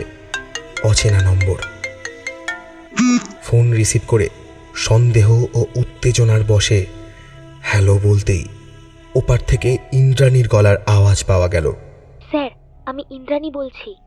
এসব কি ইন্দ্রাণী? আপনি আমাকে না জানিয়ে এত বড় বিপদে ঝুঁকি নিলেন কেন? ঝুঁকি না নিলে অনেক কিছুই জানতে পারতাম না স্যার। এখানে ছাত্রছাত্রীদের রাতে শোয়ার আগে একটা চা পান করতে দেওয়া হয়। সেই চাটা ঠিক চা নয় স্যার, ওটা মাদক। আমার মনে হয় ওটা খেয়েই। কথা শেষ করতে পারে না ইন্দ্রাণী। জানি জানি, কিন্তু ওটা হয়তো মৃত্যুর কারণ নয়। এর পেছনে অন্য ষড়যন্ত্র আছে। শান্ত হয়ে বলেন দিব্যেন্দুবাবু। হ্যাঁ স্যার, আমারও তাই মনে হচ্ছে। একটু আগে অফিস ঘরে দুজন বাইরের লোক ঢুকতে দেখে দরজায় আড়ি পেতেছিলাম। কেউ সদাশিব ব্রহ্মচারীকে ব্ল্যাকমেল করছে আশ্রম ছেড়ে দেওয়ার জন্য। আশ্রম ছেড়ে দেওয়ার জন্য? ল্যাপটপ কোল থেকে নামিয়ে রাখেন তিনি। আমি খুব বেশি শুনতে পাইনি, তবে লাশের কথা বলছিল লোকটা। আপনি সাবধানে থাকবেন ইন্দ্রাণী, স্বাভাবিক থাকুন, আর এই সবে একদম নিজেকে জড়াবেন না। আপনি ফিরে না আসা পর্যন্ত আমরা কোনো পদক্ষেপ নিতে পারছি না। আমার মনে হয় এর পিছনে অনেক বড় চক্র কাজ করছে। চক্র একটা কাজ করছে স্যার। আমার মনে হয় সেই চক্রেই বলি হয়ে গেছে আমার দিদি, হয়তো আরো অনেকে। চাপা কান্না অনুভব করে ইন্দ্রাণী। আপনি শক্ত থাকুন, স্বাভাবিক আচরণ করুন, কিন্তু সচেতন থাকুন আর দ্রুত ফিরে আসুন। বিশেষ প্রয়োজন না থাকলে ফোন করার ঝুঁকি নেবেন না। দিব্যেন্দুবাবুর কথাগুলো শেষ হতেই ফোন বন্ধ করে ইন্দ্রাণী। সদ্য হওয়া কথোপকথন মনে মনে পুনরাবৃত্তি করে। মাদকের কারণে মৃত্যু হয়নি, মৃত্যুর পেছনে অন্য কারণ আছে। কি কারণ থাকতে পারে? কি কারণ? ইন্দ্রাণীর সঙ্গে কথা হওয়ার পর একটাই প্রশ্ন মাথায় ঘুরছিল দিব্যেন্দুবাবুর। সদাশিব ব্রহ্মচারীর আশ্রম কেউ হাতিয়ে নিতে চায়, কিন্তু কেন? সে কে? ফোনে মেল আসার শব্দে চিন্তার জাল ছিন্ন ভিন্ন হয় দিব্যেন্দুবাবুর। কলকাতার এক সাংবাদিককে ফোন করে অলিভ লিফ ওষুধ কোম্পানির সম্পর্কে কিছু তথ্য চেয়েছিলেন। সেই সাংবাদিক মেল করেছেন। অলিভ লিফ নামটা দিব্যেন্দুবাবুর কাছে খুব পরিচিত না হলেও মনে হচ্ছিল অদূর অতীতে এই নামের ওষুধ কোম্পানির একটা খবর তিনি পড়েছিলেন কোথাও, কিন্তু সেটা কি সেই বিষয়টা কিছুতেই মনে পড়ছিল না তার। মেল খুলে পড়তে শুরু করেন দিব্যেন্দুবাবু। মেলে দুটো নিউজ পোর্টালের লিঙ্ক সহ একটি ওয়ার্ড ফাইল। প্রথম লিঙ্ক খুলে কয়েক লাইন পড়তেই বিষয়টা স্পষ্ট হয়ে যায়। মাদক চক্র যে আশ্রমের সঙ্গে জড়িত সেটা আগেই স্পষ্ট, কিন্তু সেই মাদক মারণযজ্ঞে যতটা না ঘৃতাহুতি দিয়েছে তার চেয়েও বেশি দিয়েছে এই অলিভ লিভ ওষুধের কোম্পানি। বিষয়টা বিনয় তামাংকে ফোন করে জানাবেন ঠিক করলেন দিব্যেন্দুবাবু। তিনি নিশ্চিত তার এই সন্দেহ আগেই নার্কোটিক্স অফিসার নিরসন করে ফেলেছেন। সমস্যার সমাধান এখন শুধু সময়ের অপেক্ষা। পাহাড়ের গায়ে সূর্যের প্রথম আলো পড়তে তখনও বেশ খানিকটা সময় বাকি। ঘড়ি বলছে ভোর হতে সময় বেশি বাকি নেই, কিন্তু চারপাশে এখনও নিকষ অন্ধকার। ইন্দ্রাণী ঘর ছেড়ে করিডোরে এসে নিচের বাগান আর অন্য পাশের ঘরগুলো দেখছিল। এখনও নির্জন নীরবতা ভেদ করে কোলাহল প্রবেশ করেনি। ইন্দ্রাণী আজ দোতলার ঘরগুলোর অভিযান চালাবে। দোতলার একটা অংশের ঘরগুলোতে কেউ কেউ থাকলেও অন্য পাশের কয়েকটা ঘর খালি, তালা দেওয়া, কিন্তু জানলার ওপর স্বচ্ছ কাঁচ ভেদ করে ঘরের ভেতর দেখা যায়। দরজাটা আলতো হাতে বন্ধ করে আশেপাশের করিডোরের দিকে এগিয়ে যায় ইন্দ্রাণী। গুঞ্জন ঘরে তখনও ঘুমিয়ে। ইন্দ্রাণী একাই বেরিয়ে পড়ে। যত তাড়াতাড়ি সম্ভব কাজ সেরে ফিরে আসতে হবে ইন্দ্রাণীকে। আর বড়জোর 30 মিনিটের সময়, তারপরেই আশ্রমের সকলে একে একে জেগে উঠবে। করিডোরের পাশে সার দেওয়া দরজার ওপারে নিশ্চিদ্র নিস্তব্ধতা। ঘরগুলোয় এক একজন করে আবাসিকের বাস। তারা রাতের টোবাকো টিয়ের মাদকতায় গভীর ঘুমে তলিয়ে আছে। একটা বন্ধ ঘরের সামনে এসে দাঁড়ালো ইন্দ্রাণী। আশ্রমের বাড়িটা খুব বেশি দিনের পুরনো না হলেও এর দরজা জানলার প্রকাণ্ড আয়তনে কেমন যেন প্রাচীনত্বের ছোঁয়া। দরজা থেকে সরে জানলার সামনে এসে দাঁড়ায় ইন্দ্রাণী। কাঠের পাল্লা দুটো ভেতর থেকে বন্ধ। করিডোরের ওপার থেকে ভাঙা কাঠের বেঞ্চ আর টুলের স্তূপগুলোর মধ্যে থেকে বাছাই করে জুৎসই একটা টুল টেনে ওর ওপর চড়ে দাঁড়ায় ইন্দ্রাণী। ভেতরে অন্ধকার। সঙ্গে আনা টর্চটা জ্বালিয়ে কাঁচের ওপর ধরে। বেশিরভাগ আলো প্রতিফলিত হয়ে চোখ ধাঁধিয়ে দেয় ওর। যেটুকু আলো ভেতরে প্রবেশ করে তাতে টেবিলের ওপর রাখা সারিবদ্ধ বস্তুগুলোকে চিনতে ভুল হয় না ইন্দ্রাণীর। কম্পিউটার।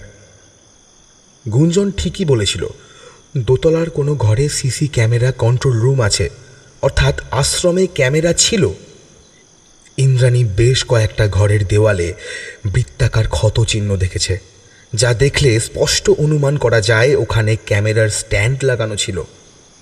এই এই এই কে কে ওখানে? কি করছো তুমি ওখানে? কে?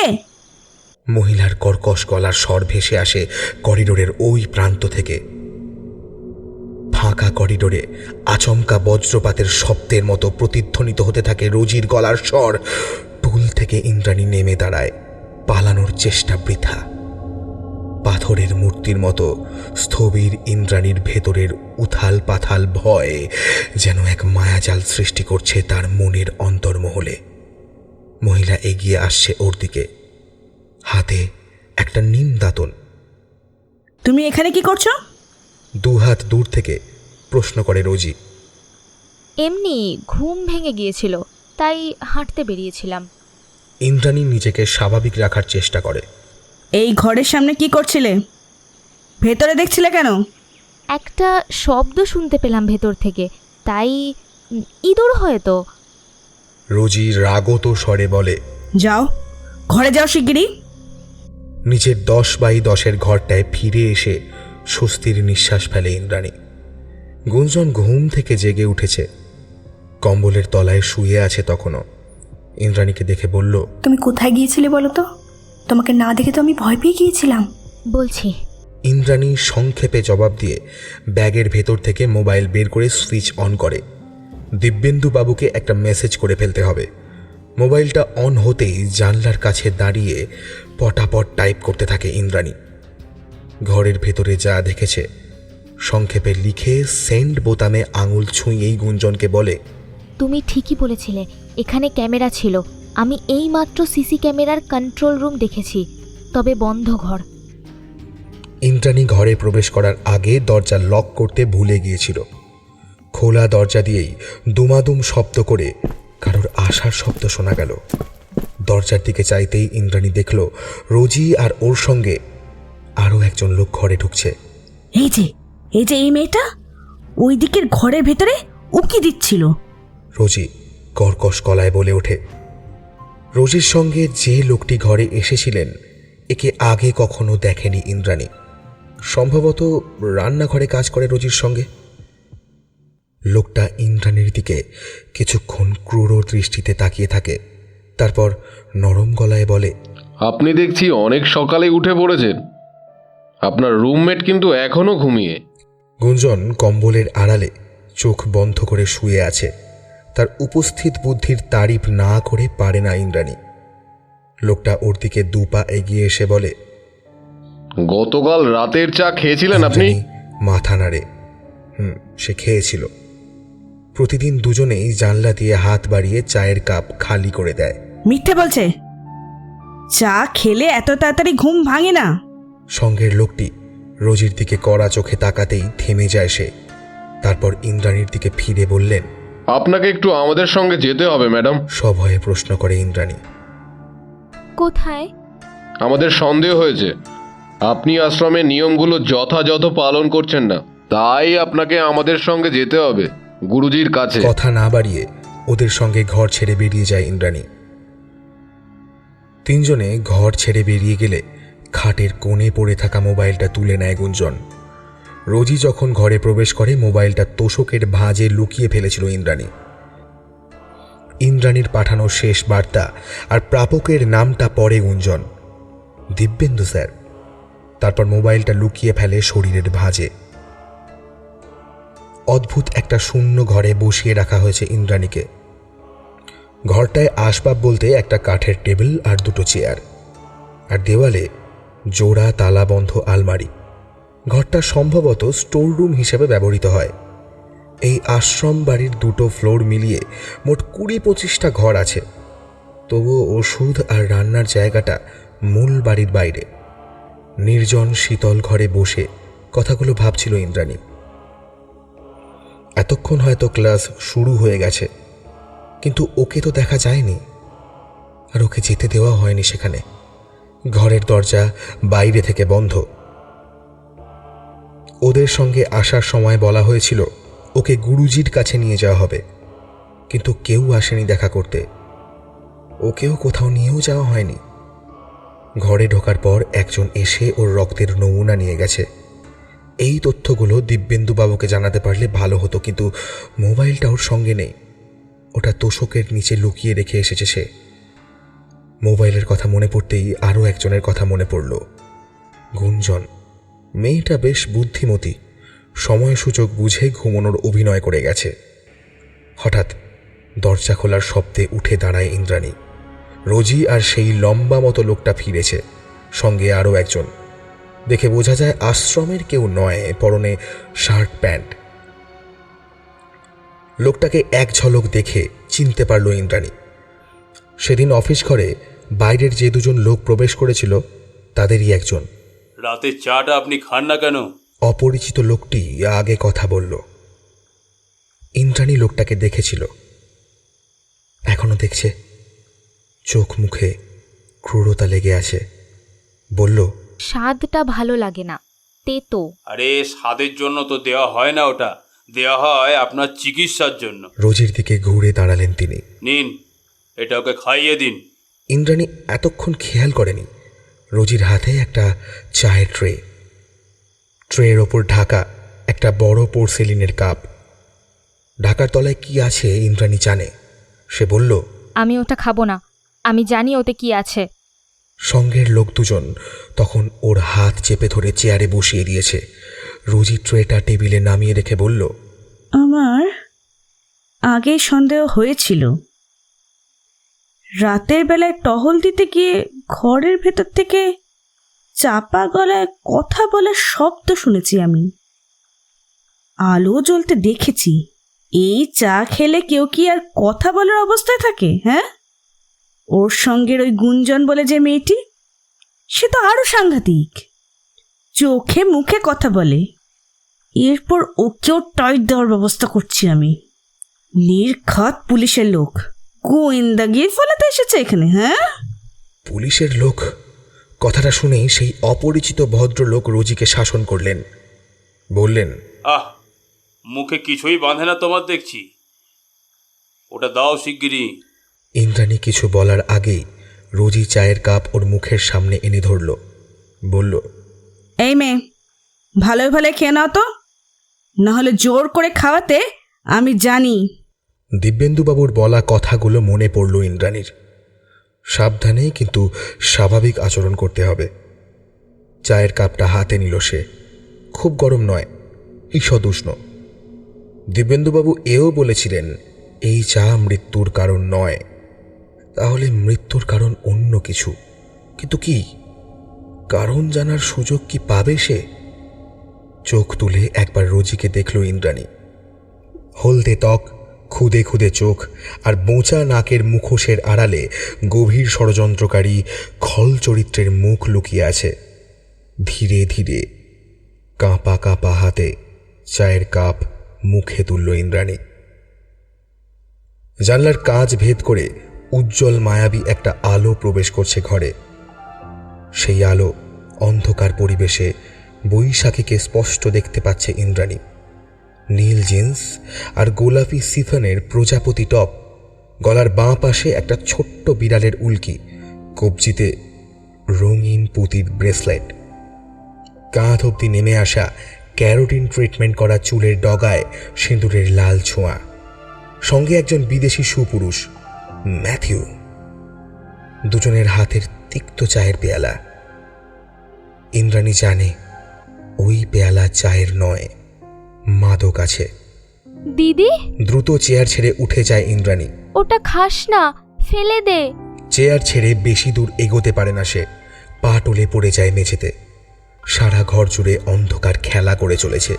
কোথাও কেউ নেই, মায়াবী আলো উধাও।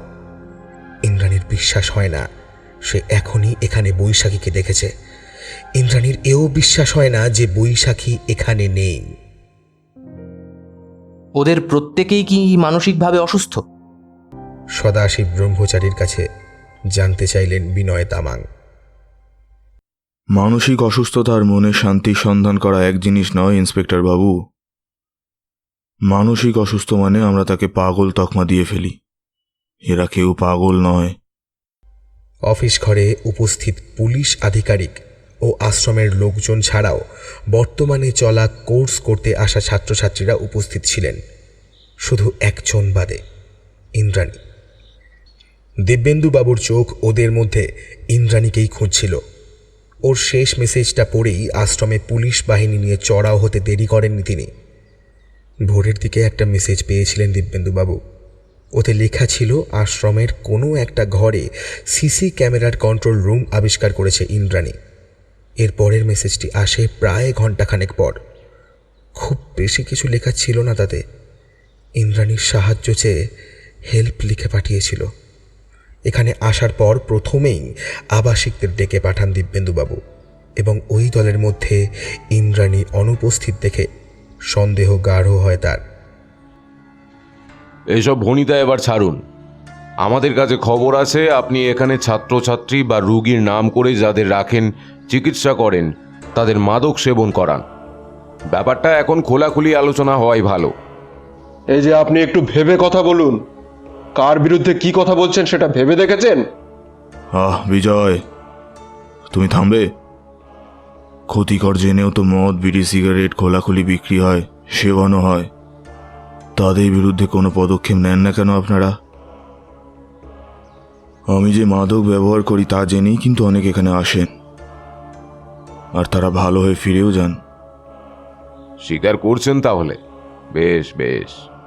তো এই যে টোব্যাকো টি বা আয়াহুয়াস্কা অথবা ব্রিউ, যাই নামই হোক না কেন, এই মাদক অতিরিক্ত সেবনে কিন্তু মৃত্যুও হয়েছে।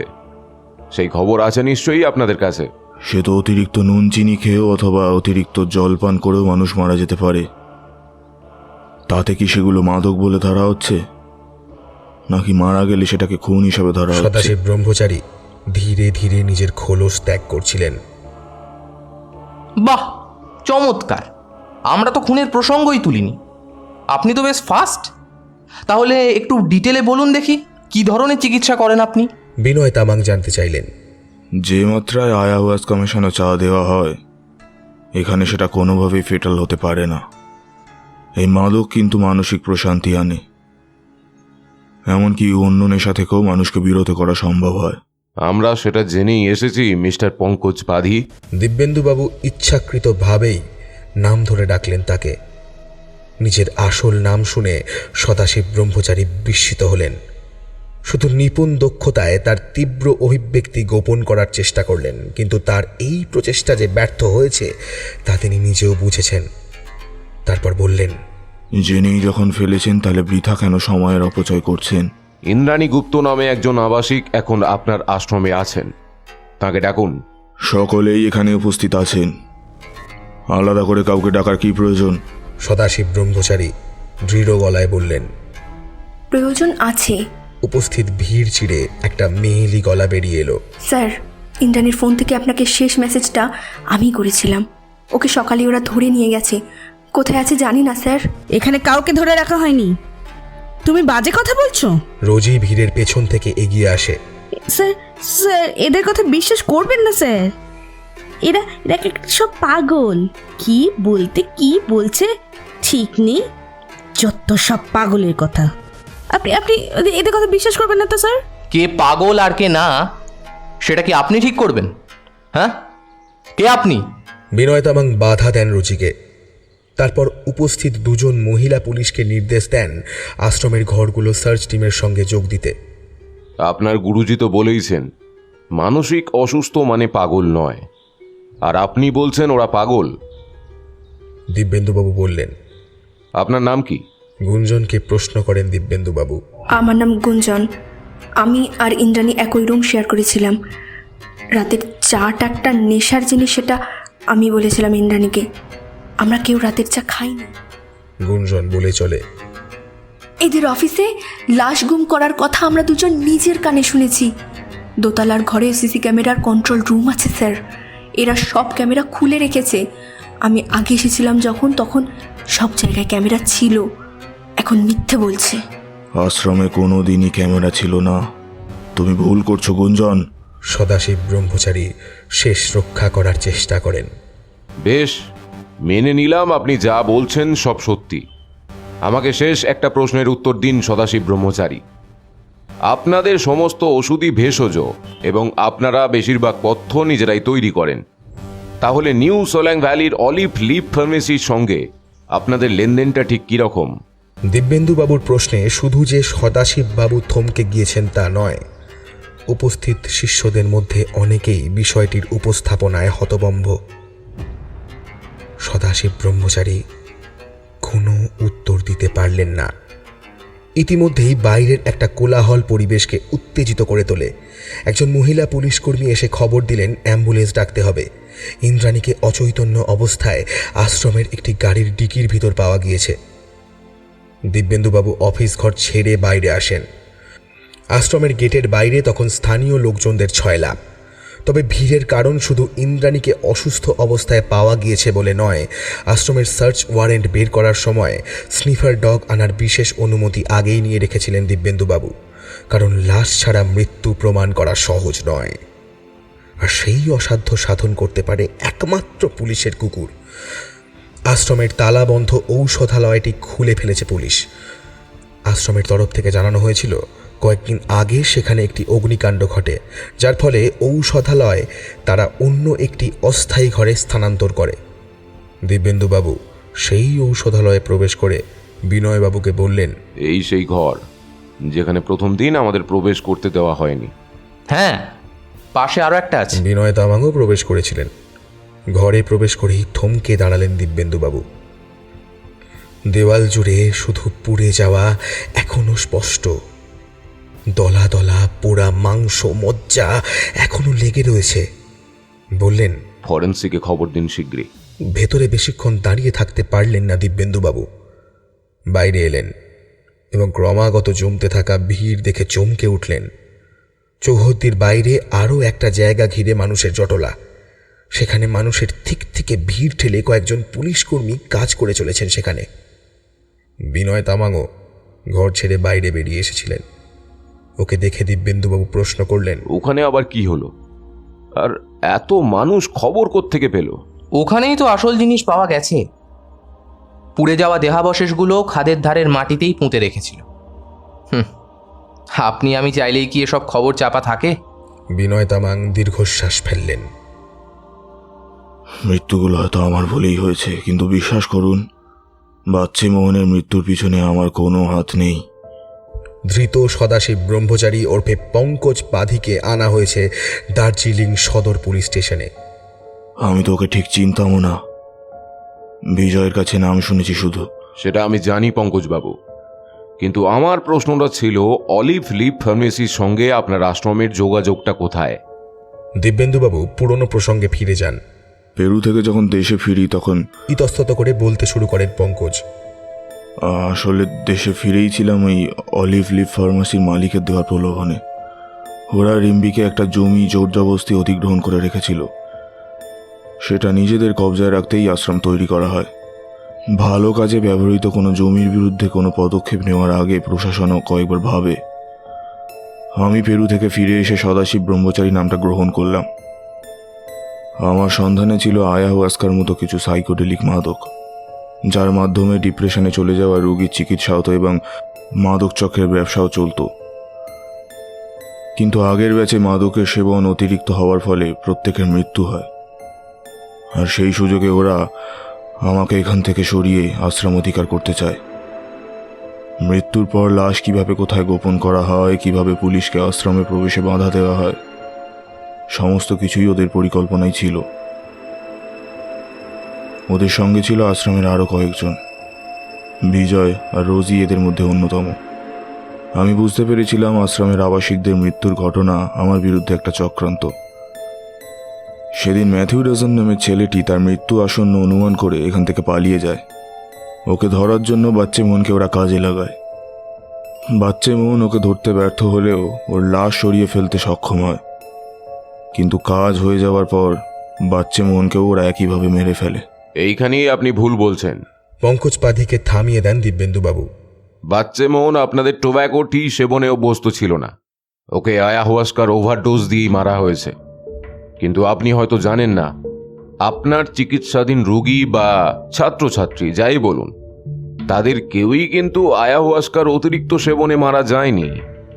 এমনকি ওদের মারার চক্রান্তও ছিল না। ওরা শুধু একটি পরীক্ষার গিনিপিগ। ভাগ্য তাড়িত হয়ে মৃত্যু হয়েছে ওদের। মানে ওদের মৃত্যু দুর্ঘটনা?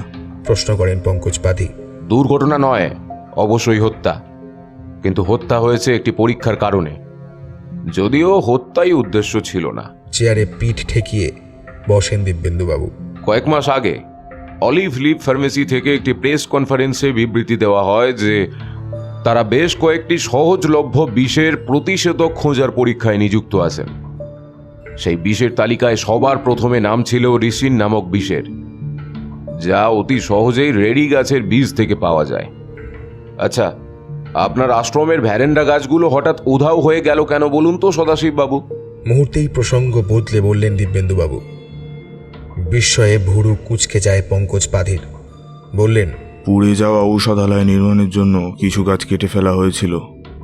তখনই বেছে বেছে ভ্যারেন্ডা গাছগুলো কেটে ফেললেই তো আর নির্বিষ হওয়া যায় না।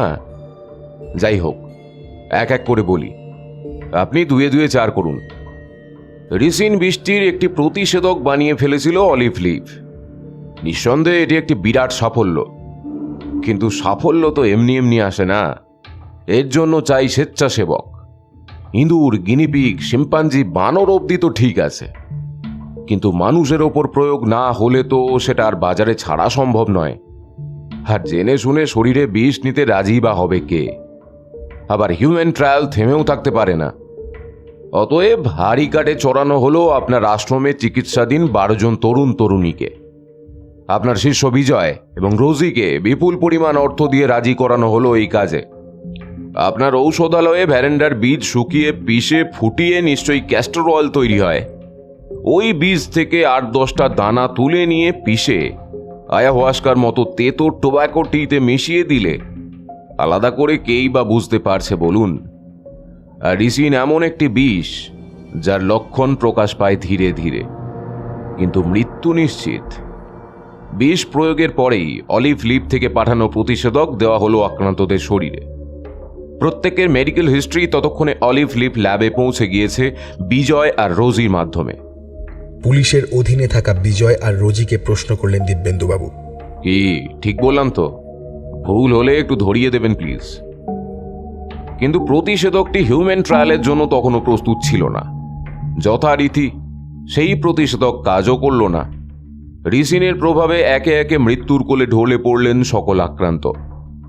কিন্তু মৃত্যুর কারণ তো লুকিয়ে রাখা সম্ভব নয়।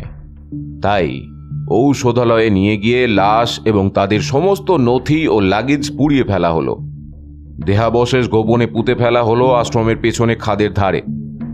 বলা হলো ঔষধালয়ে অগ্নিকাণ্ড হয়েছে, নতুন অস্থায়ী ঔষধালয় তৈরি করতে হবে।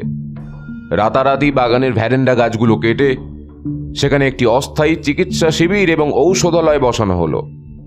কিন্তু ইতিমধ্যে আরও একটি কাণ্ড ঘটিয়ে ফেলেছে ম্যাথু নামের বিদেশি পর্যটক। সে নিজের আসন্ন মৃত্যুকে অনুভব করতে পেরেছিল, তাই বাঁচার শেষ আশাটুকু নিয়ে পালিয়ে যায় হাসপাতালে। মারা যাওয়ার আগে নিজের রক্ত ও মূত্রের নমুনায় ছেড়ে যায় মৃত্যু রহস্যের সমাধান সূত্র। বাচ্চেমোহন হাসপাতালের মর্গ থেকে লাশ চুরি করে গুম করে। সে হয়তো অর্থের মোহে এতটাই অন্ধ হয়ে পড়েছিল যে ভাবতেও পারেনি নিজের জীবন প্রদীপের তেলও ফুরিয়ে এসেছে। বিজয় আশ্রম ছেড়ে ওর সঙ্গে ছিলেন, তাই তো? সেদিন হাসপাতালের মর্গ থেকে লাশ চুরি ও পুলিশকে বিভ্রান্ত করার জন্য কয়েকটি লাশ এদিক ওদিক করার সময় বাচ্চেমোহনের সঙ্গে আপনিই ছিলেন। শেষের দুটি বাক্য বিজয়ের উদ্দেশ্য হলেও তার তরফ থেকে কোনো প্রতিবাদ যে আসবে না সেই বিষয়ে দিব্যেন্দুবাবু নিশ্চিত। লাশ গুম করে বাচ্চেমোহনকে নিয়ে বসলেন মদের আড্ডায়। সুস্থ মানুষকে চায়ের সঙ্গে মাদক সেবন করাতে সিদ্ধহস্ত বিজয়বাবু। বাচ্চেমোহনের নেশার ঘোরে মদের সঙ্গে মারণ মাত্রার মাদক মেশানো তো আপনার কাছে বাঁয়ে হাতকা খেল, তাই না? তারপর বাচ্চেমোহনের গাড়ি আর মৃতদেহ আলাদাভাবে আলাদা জায়গায় ফেলে আশ্রমে ফিরে এলেন। আশ্রমের সমস্ত সিসি ক্যামেরাও রাতারাতি সরিয়ে ফেললেন এবং সদাশিববাবুকে আশ্রম ছাড়ার জন্য চাপ দিতে লাগলেন। সদাশিববাবুও ভেবে নিলেন তার দেওয়া মাদকের কারণেই হঠাৎ এতগুলো মৃত্যুকে নিপুণ হাতে নিশ্চিহ্ন করে তাকে সাহায্য করেছেন আপনারা। অপরাধ বোধ আর কৃতজ্ঞতার ভারে নুয়ে পড়ে না হলেও অন্তত পুলিশের ভয়ে তিনি এই আশ্রম একদিন না একদিন ছেড়েই দেবেন। কিন্তু সব ভাবনাই কি বাস্তব রূপ পায়? পায় না।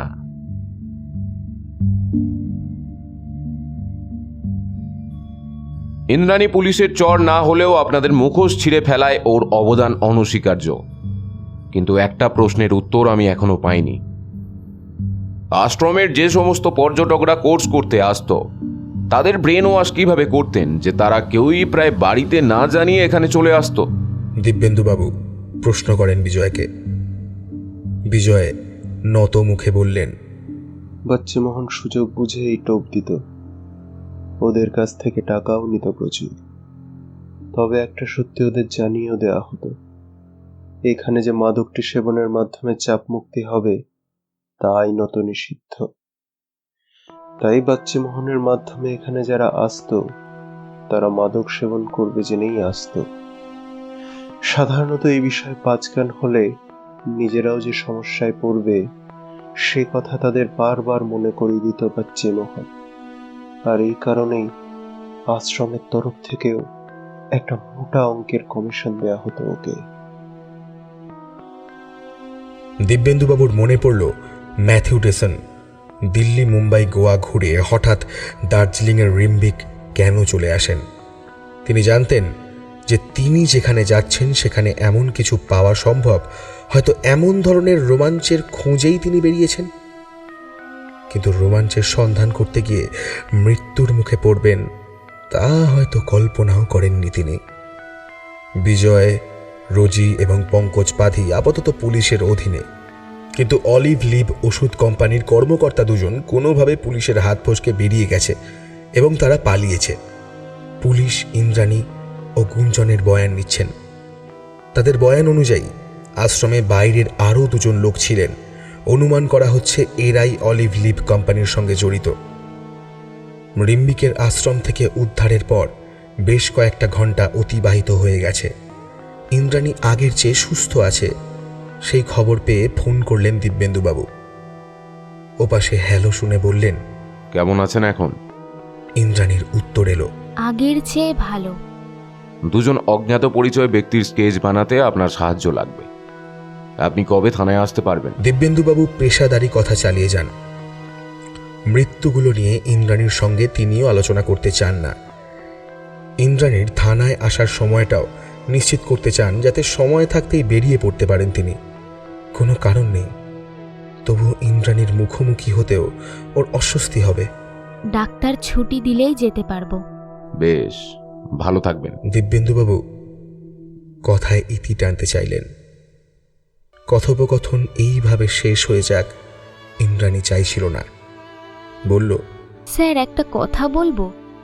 আমি সেদিন দিদিকে দেখেছিলাম, দিদি আমার সামনেই বসেছিল। আমার ঠিক বিশ্বাস হচ্ছে না যে দিদি আর নেই। এই ব্যাখ্যা আমি পাইনি। এর কোনো ব্যাখ্যা নেই ইন্দ্রাণী।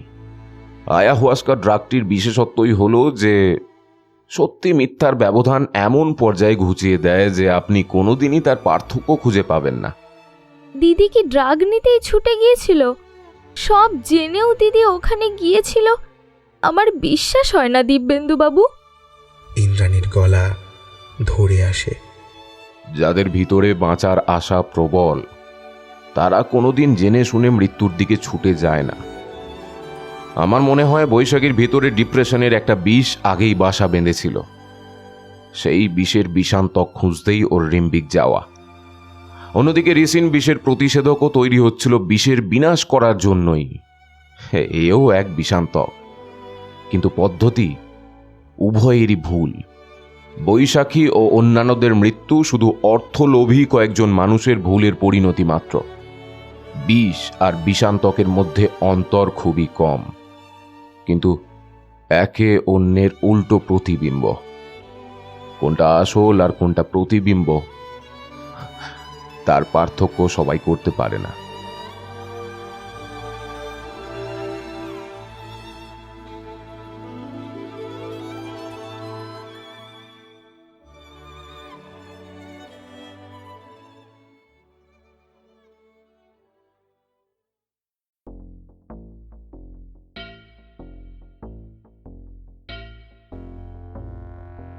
এতক্ষণ তোমরা শুনলে দীপিকা মজুমদারের কাহিনী বিষান্তক। আমাদের কাজ ভালো লেগে থাকলে কমেন্ট করে অবশ্যই জানিও। আর হ্যাঁ, চ্যানেলটা সাবস্ক্রাইব করতে ভুলো না। ফলো করতে পারো আমাদের ফেসবুক পেজ, লিংক তোমরা ডেসক্রিপশন বক্সে পেয়ে যাবে। তাহলে দেখা হচ্ছে আগামী বৃহস্পতিবার আরও একটা নতুন গল্প নিয়ে। সবাই সুস্থ থেকো, ভালো থেকো। শুভরাত্রি।